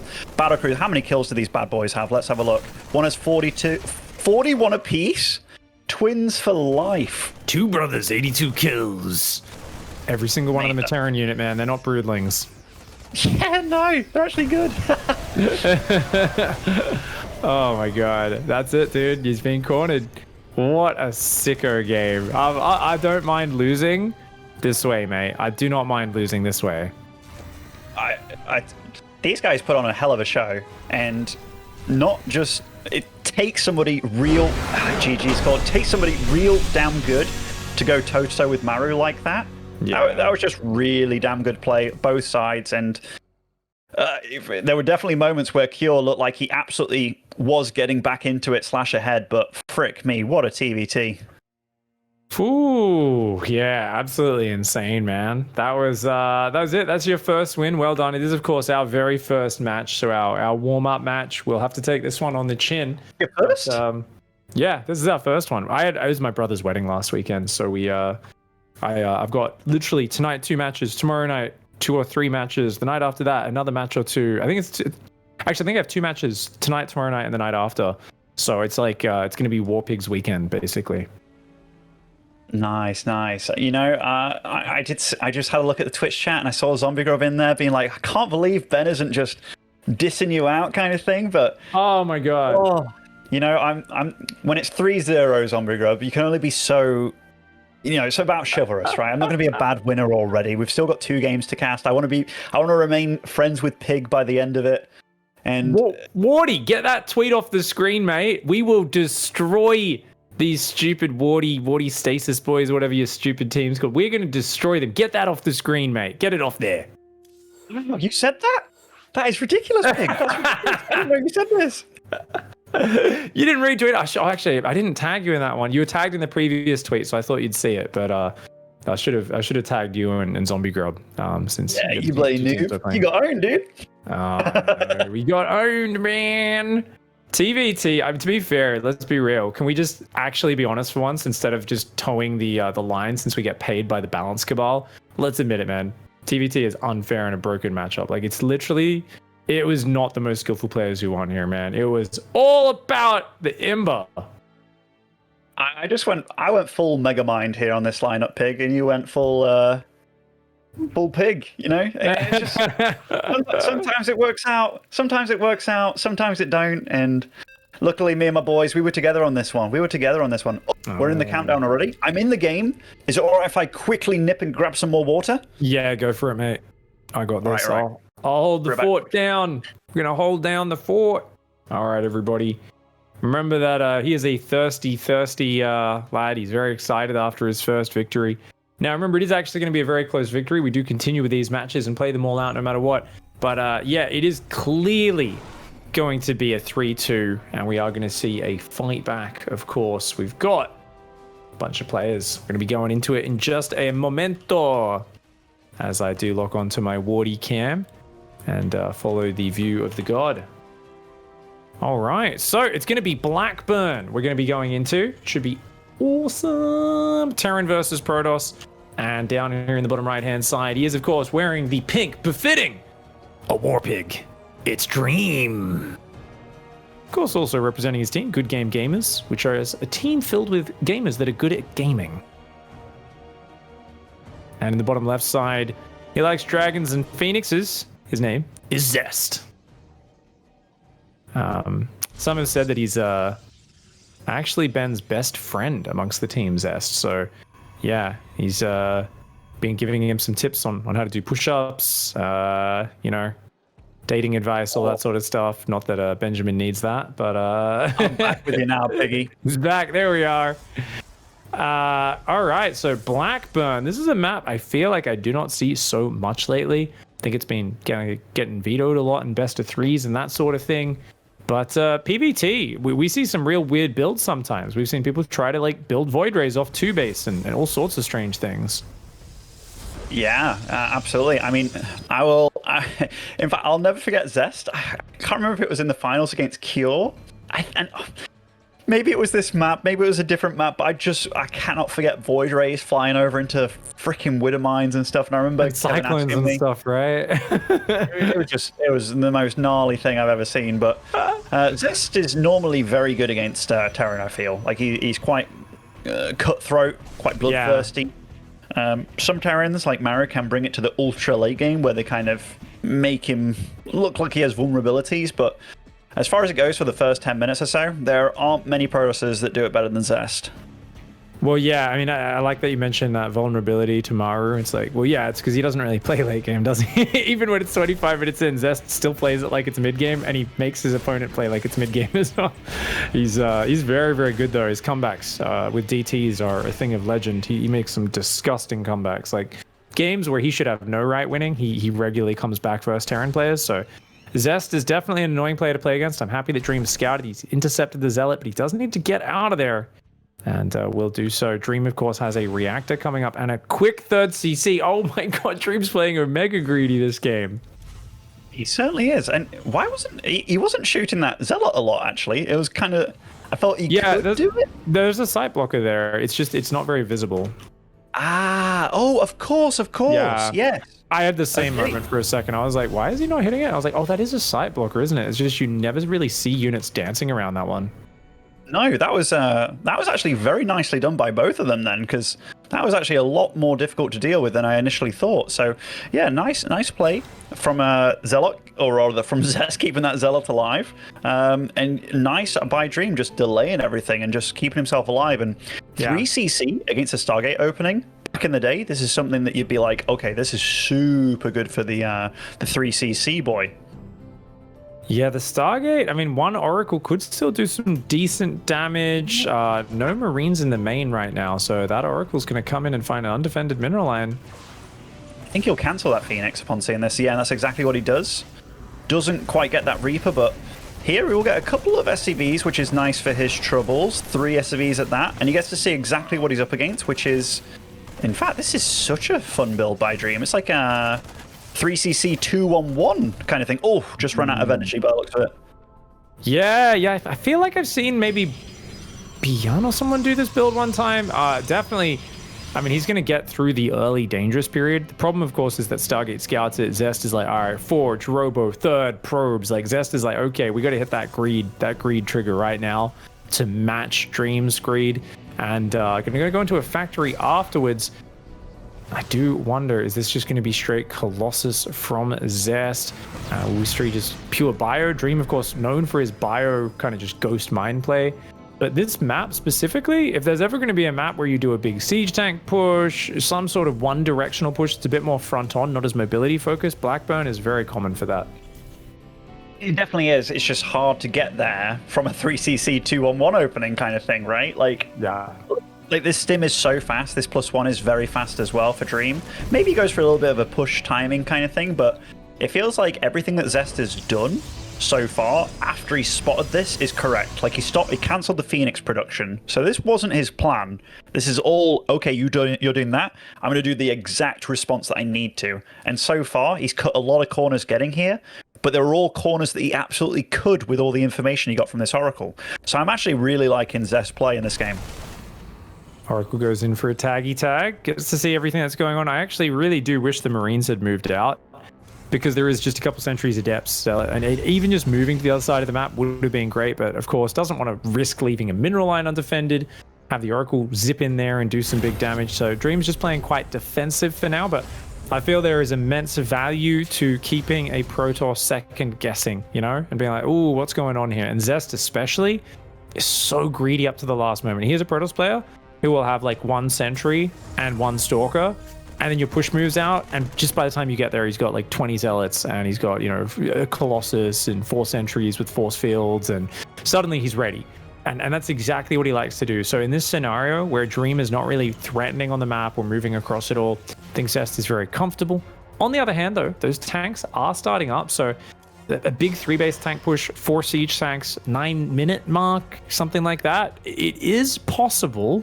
Deny the 4th base or maybe go straight towards the natural. But yeah, definitely not going to be straight into Widow Mines. And I think I like it for Blackburn. I think it's all right, yeah. Like, there's less opportunity to get flanked, right? Because if you go through the middle, like through the slow zones, getting flanked from that position, very difficult. Because it's a very difficult map to flank on, which is why it's a very good defensive map in general. But Zest, as long as he figures out what he's up against here, like this tank production is cool by Dream. It's not the very super usual thing, but it's a good call against Colossus, and here he's just kind of testing the waters, getting to find out what he's up against, and good scouting by Dream as well. You can really see that he's like, all right, do you have a 4th base on the go? No gold, no 4th over here. I think he checked the bottom bit already, gets a scan going on as well. He's all about info, trying to pluck info out of Zest here. Just cleaning up a bit of map vision. That one pylon on the top going to be annoying there as well. Second eBay, Armory, Ghost Academy on the way for Dream. Dream seems to be taking this towards a maxed out place. Now, maybe Dream is going to go mega late game. That actually I wouldn't mind. I do think Zest is hugely lacking in his late game. As I said, he just doesn't play it. He always makes Stalkers, no matter what point in the game it is, no matter how bad a decision that is. The match versus Ryung kind of springs to mind, right? But in the mid game, he's just a monster. And if he's been able to do what he wants and set up the way he wants like this, it's so scary, man. That gateway in the top, I can already see 50,000 zealots trying to run into the 3rd from up there. And Dream, he's now going into the Ghost. He's got a supply lead, but still no push timing that seems readily apparent. No, it looks like the tanks were just defensive tanks, like maybe getting them in the middle here, connecting up to the gold base. It's a nice position. Oh my goodness. That is not what I expected. Carriers, all right. I mean, a handful of carriers makes things really hard for Terran. We've seen so many Terran players struggle against carriers recently, where some people go like, obviously, mass carrier, but Zest likes to get 6 carriers out. He really likes 4 or 6 carriers just to say, hey, you know, Interceptors are super tanky. They're very annoying units. And obviously, Tempests can be nice in specific scenarios. I have seen Zest build them occasionally. Very good for picking off like Ghosts and Tanks and Vikings from afar and kind of baiting your opponent in. I would say one thing, if this goes super late, is you really do need both Disruptors and Storm. I don't think you can just rely on one unless you can get the Terran way out of position. If it ends up like Mass Viking, Storm is such a necessary tool, and I see way too many Protoss players ignore it. What a funny game, though. Like, I really didn't expect the carrier transition whatsoever, like especially with this forward posturing, gateway, getting the 2nd robo on the go as well. I was like, wow, he's really going to go gung-ho. It might be a good call. I feel that Dream is a bit of a tricky fella to go up against if you are Protoss doing this, because his micro is very good, man. Like, and he can, I believe he can do a late game TVP if he wants to. And look how he's moving around the map as well. Just got that army blob outside this section, an army blob in the top left as well to deny potential bases. Nice stasis though. Yeah, man. I mean, Dream is a very good at late game, as you said. I mean, him and Maru had an amazing TVT at Katowice that was incredibly back and forth and close. Ended up in Maru's favor as a 2-1, I believe, but you know, it goes to show just how confident he can be in those situations. That army in the top is looking to kind of dart in while he distracts here on the bottom side. Does have an army advantage right now. Does Dream. He's taking a 4th and a 5th base. Oh, gorgeous basis. Gorgeous. Oh my gosh. Yep, they're gone, Dream. Just leave him. Oh man. You can maybe try to dart back into save him later. He's trying to push forward on the bottom, but it's a scary Protoss army. And I think you need a really sick Viking count. Without a big Viking count, I guess you can try to use Ghost Bio, but he's got too much Bio stuck on the top of the map right now. He's way down in army supply as Dream. Dream has to be careful with this. He certainly does. Those slow zones kind of helping him out a little bit against these Disruptors, but... And that army at the top does come out of the stasis, but... Oh, well, was a scan there for that next stasis. Dream has to be a little bit careful, but as does Zest. Like, these interceptors, they're all pretty much gone at this point. The probe count for Zest also not ridiculously high, so Dream is outmining him. He's taking a 5th base behind all this as well. He's getting a lot more Ghosts, a lot more Vikings out. It's actually going to be a cool late game TVP. Still 3 Colossus in the mix. Definitely going to help against the bio, but what Zest ran into against Young in the late game seems to be what Dream is trying to take advantage of here as well, and that's the fact that there's still going to be a lot of just Stalkers and Zealots in the army in the late game, which do not pack as good of a punch. And here we go. Oh, he gets a Disruptor, dodges the other shot. Another big army on the top wants to go in, but there's a good force for Zest. I think the Terran army's stronger on the north. It's all about, can he EMP this just right? He gets massive EMPs on it, absolutely massive. Takes down the Colossus immediately as well, and takes a very good trade in the top. EMP in the Nexus as well, so no recall available. Just EMP galore. Bloody hell. He's got no shield left. Dream, calm down. Oh. Disruptors going out on the bottom. Does manage to land a big Disruptor. Vikings land a volley on the carrier, but will not be able to take it down. Dream is so good at attacking from 2 sides. He was one of the guys that really, I think, popularized the style a few years ago versus Protoss. He's so good at attacking on both sides. I wouldn't mind him dropping in the main if he could, but unfortunately for him, he doesn't realize there's an observer on the bottom watching his army. That's giving a big advantage to Zest in terms of at least knowing when things are coming forward. And Zest is going up to 7 carriers. He's got a few Immortals, a few Colossus. I do think, yeah, definitely getting that Disruptor count up might be the thing he needs to do. Oh, good save with the Warp Prism. Really good save, and Zest actually took the time to get a 2nd Cyber Core out for upgrades, and these carriers now, they're starting to get to a number that is exceptionally scary, and +2, +1 about to finish for these carriers. These aren't these shitty +1 carriers that have no real say in like being in the late game. These are going to be really damn strong. In fact, yeah, if he goes right now, I don't know how Dream's going to hold this one off. Oh, yeah, Dream's in trouble right now. He just lost way too many units on the top and his army on the bottom as well. He needs to pull way back. He cannot fight. He needs to just pull back, give up ground, and buy time. He certainly does, but now the big boy carriers have arrived. I mean, the whole army EMP'd galore, and is this Emil again? Sorry. #2. I think it's me. I don't know. I hear you just fine. My stream's just fine, but I'm getting an attempting to reconnect screen, so... It is you, unfortunately, Piggy. Yeah, I'm just gonna Alt F4 out then. Alrighty. Sorry about that. I have no idea what's happening there. Okay, it said you've left the game now. Yeah, my internet is perfectly fine, but apparently the server connection is not, so sorry about that. I'm still watching on the preview on this from the stream anyway, so... A big fight does commence. The carriers are starting to get taken out, but no more Vikings left in the sky. There's so much more Zest available. He's getting so many upgrades as well. Plasma shields +1, air armor +2, 2 Colossus at a time as well. More Zealots are coming from the back as well. And Dream, my goodness, he got shut down. And Zest, in Zest fashion, has a Zest bank to boot. Wow, so many late games today, dude, but hey, Zest bank. That's fine, Dirk. That's fine, mate. You got carriers, you got Zealots in the base, you're on the production.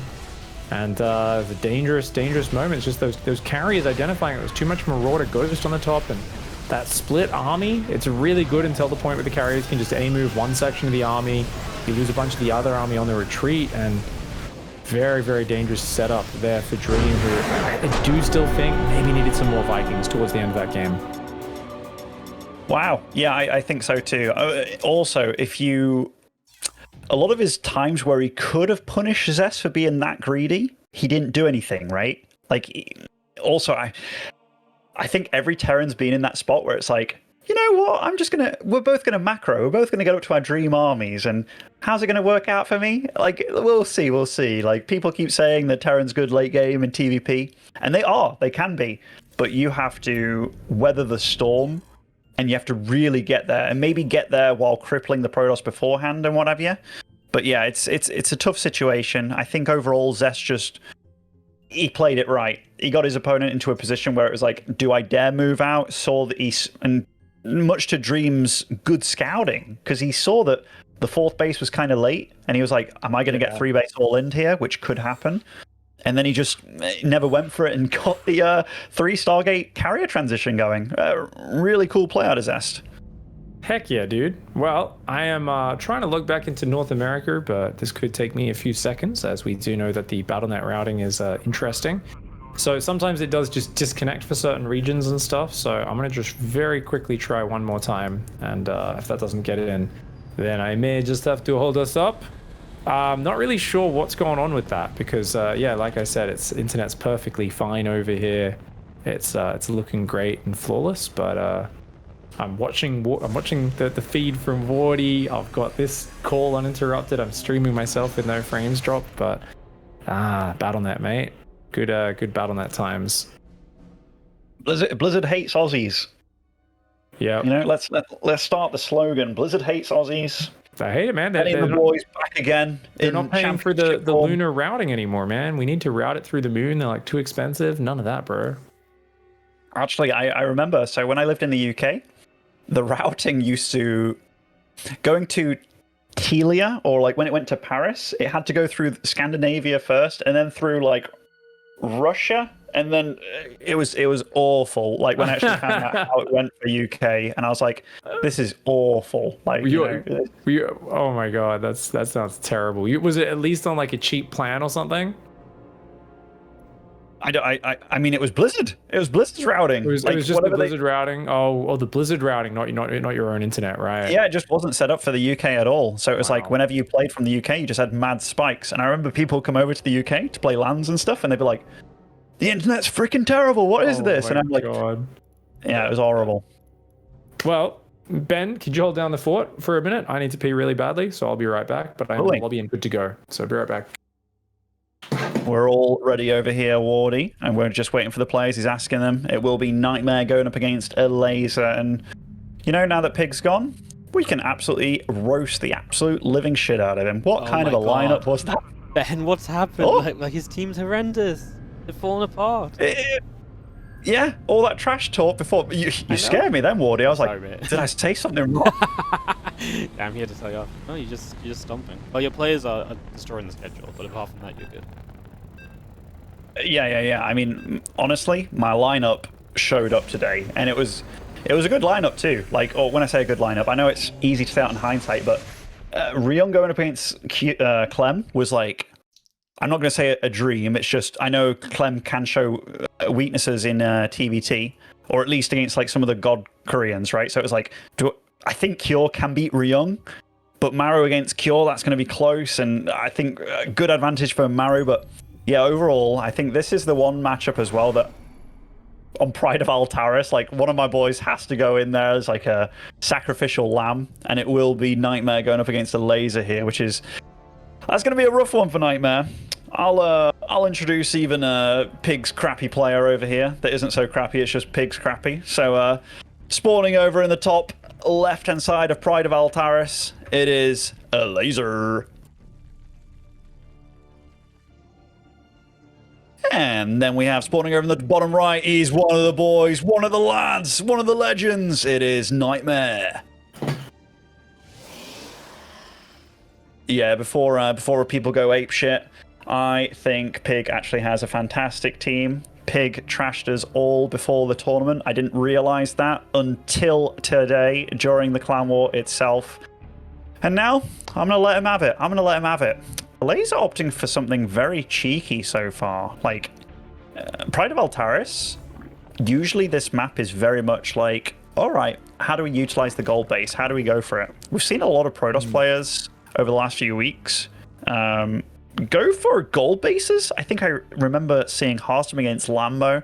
A few other dudes have tried it. It's been very hard to do. So Laser went for the gas pool here, so not the greediest approach at all. Maybe wants to be a little bit safe and what have you, but yeah, this will be a good showcase of what Nightmare is capable of, because the Laser's super damn strong.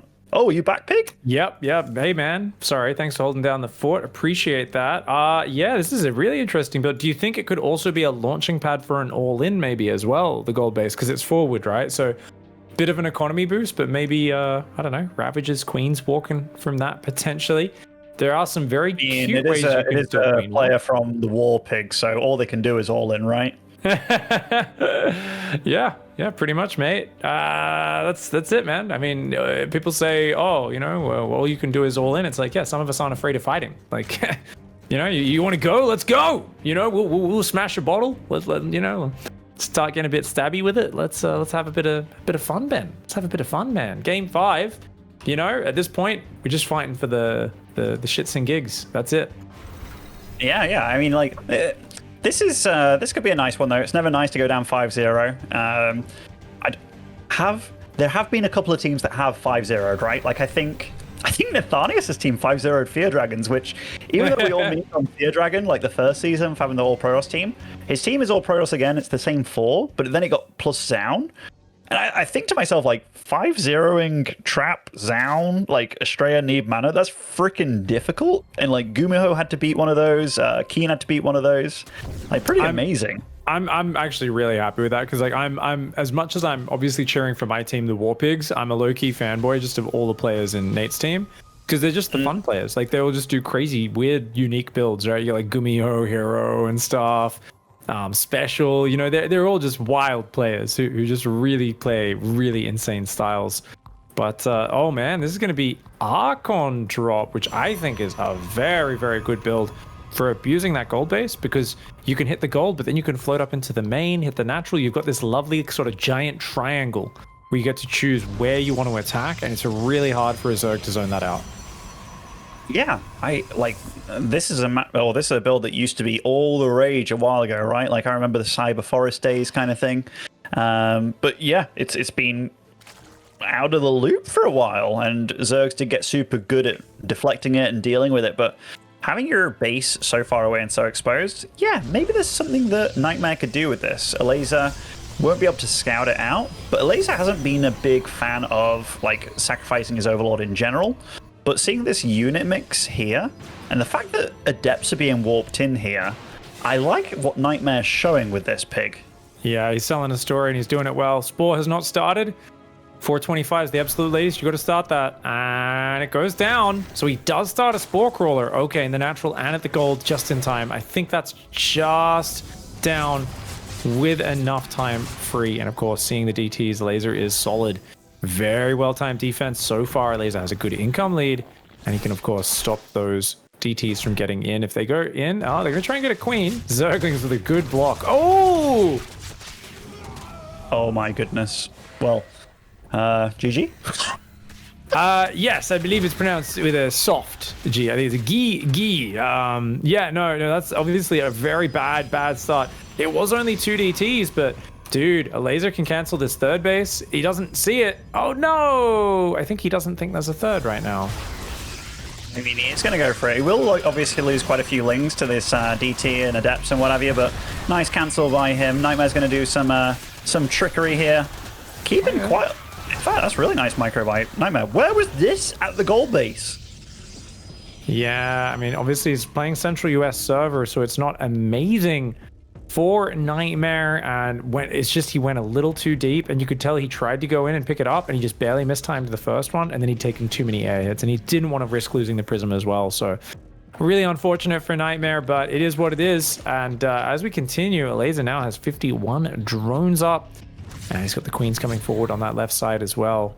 DT does get unloaded there. Warp Prism and the DT just poking on in. Blink and pure Blink Stalkers on the way for Nightmare. He's trying to probe up and catch up in that regard, but Alaza feels confident going up to 60 workers. Overlord speed, so he's going to have speed overseas scouting. And with the creep, it's going to connect eventually as well. I mean, it feels like a fantastically overwhelming position for the Zerg. Yeah, I mean, Alaza like perfectly timed spores, and he did everything that he had to do to buy time, which was very important for him. And Nightmare, unfortunately, this build, even though we were kind of praising an Archon drop and doing something with it, and doing DT stuff at the start, that's okay, but slowing down a Zerg on Pride of Altaris is ridiculously difficult. It's a massive map. You have a gold base with 8 patches. So my lineup definitely does suffer with the fact that I don't have a single Zerg to deal with the Zergs on here, but yeah, just very well handled. Alaza did everything that he had to. Tep's going to try and be a nuisance on the right side.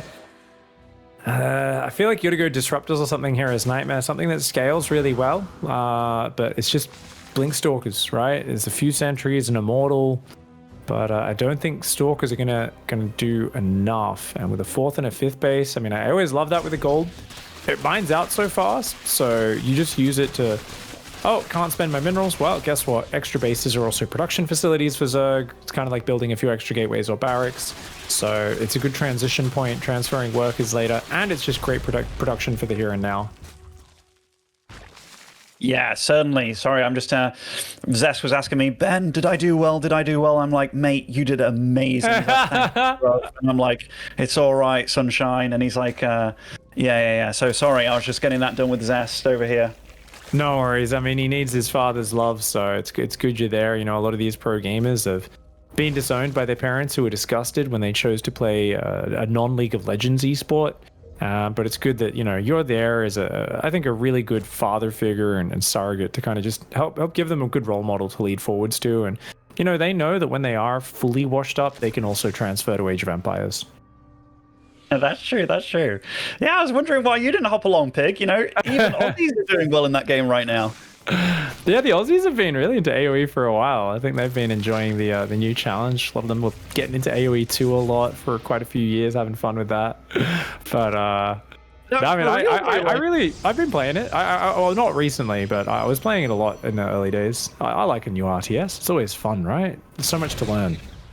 It is, but it's really fun seeing like some of the old Aussie boys. Like there's Iger's playing, Scyther, Hut's really good. Yeah, and there's a few other Aussies as well, like a guy called Dinky King that I don't know which game he's from, maybe StarCraft as well. But yeah, the Aussies they've got their builds planned out and all their special builds and stuff. Like they start making YouTube videos and stuff, and everybody's copying it. Like they're real trendsetters. But yeah, beautiful to see. And a laser, by the way, what a freaking army at this time. Banelings! 9 minutes, 4,000 Banelings and Ravagers coming in from every which way. Oh my lord, power overwhelming. This is one of those moments where the lads are going to get together. We're going to hug the crap out of Nightmare because he's going to need it after this one, because that was quite a swarm there in his face. And let's have a look at the resource loss tab. I mean, it's pretty brutal, but I mean, most of the damage Laser did to himself with those Banelings basically on that front. And yeah, look at the map, man. It's just pure pink and purple, pure Zerg. 4 Archons, 3 Immortals and a Warp Prism. I once saw stats kill 63 roaches with 2 Immortals and a Warp Prism. Nightmare doesn't think he could do it. That's pretty realistic. Not the best start. The DT is just Spore not being out of position. It was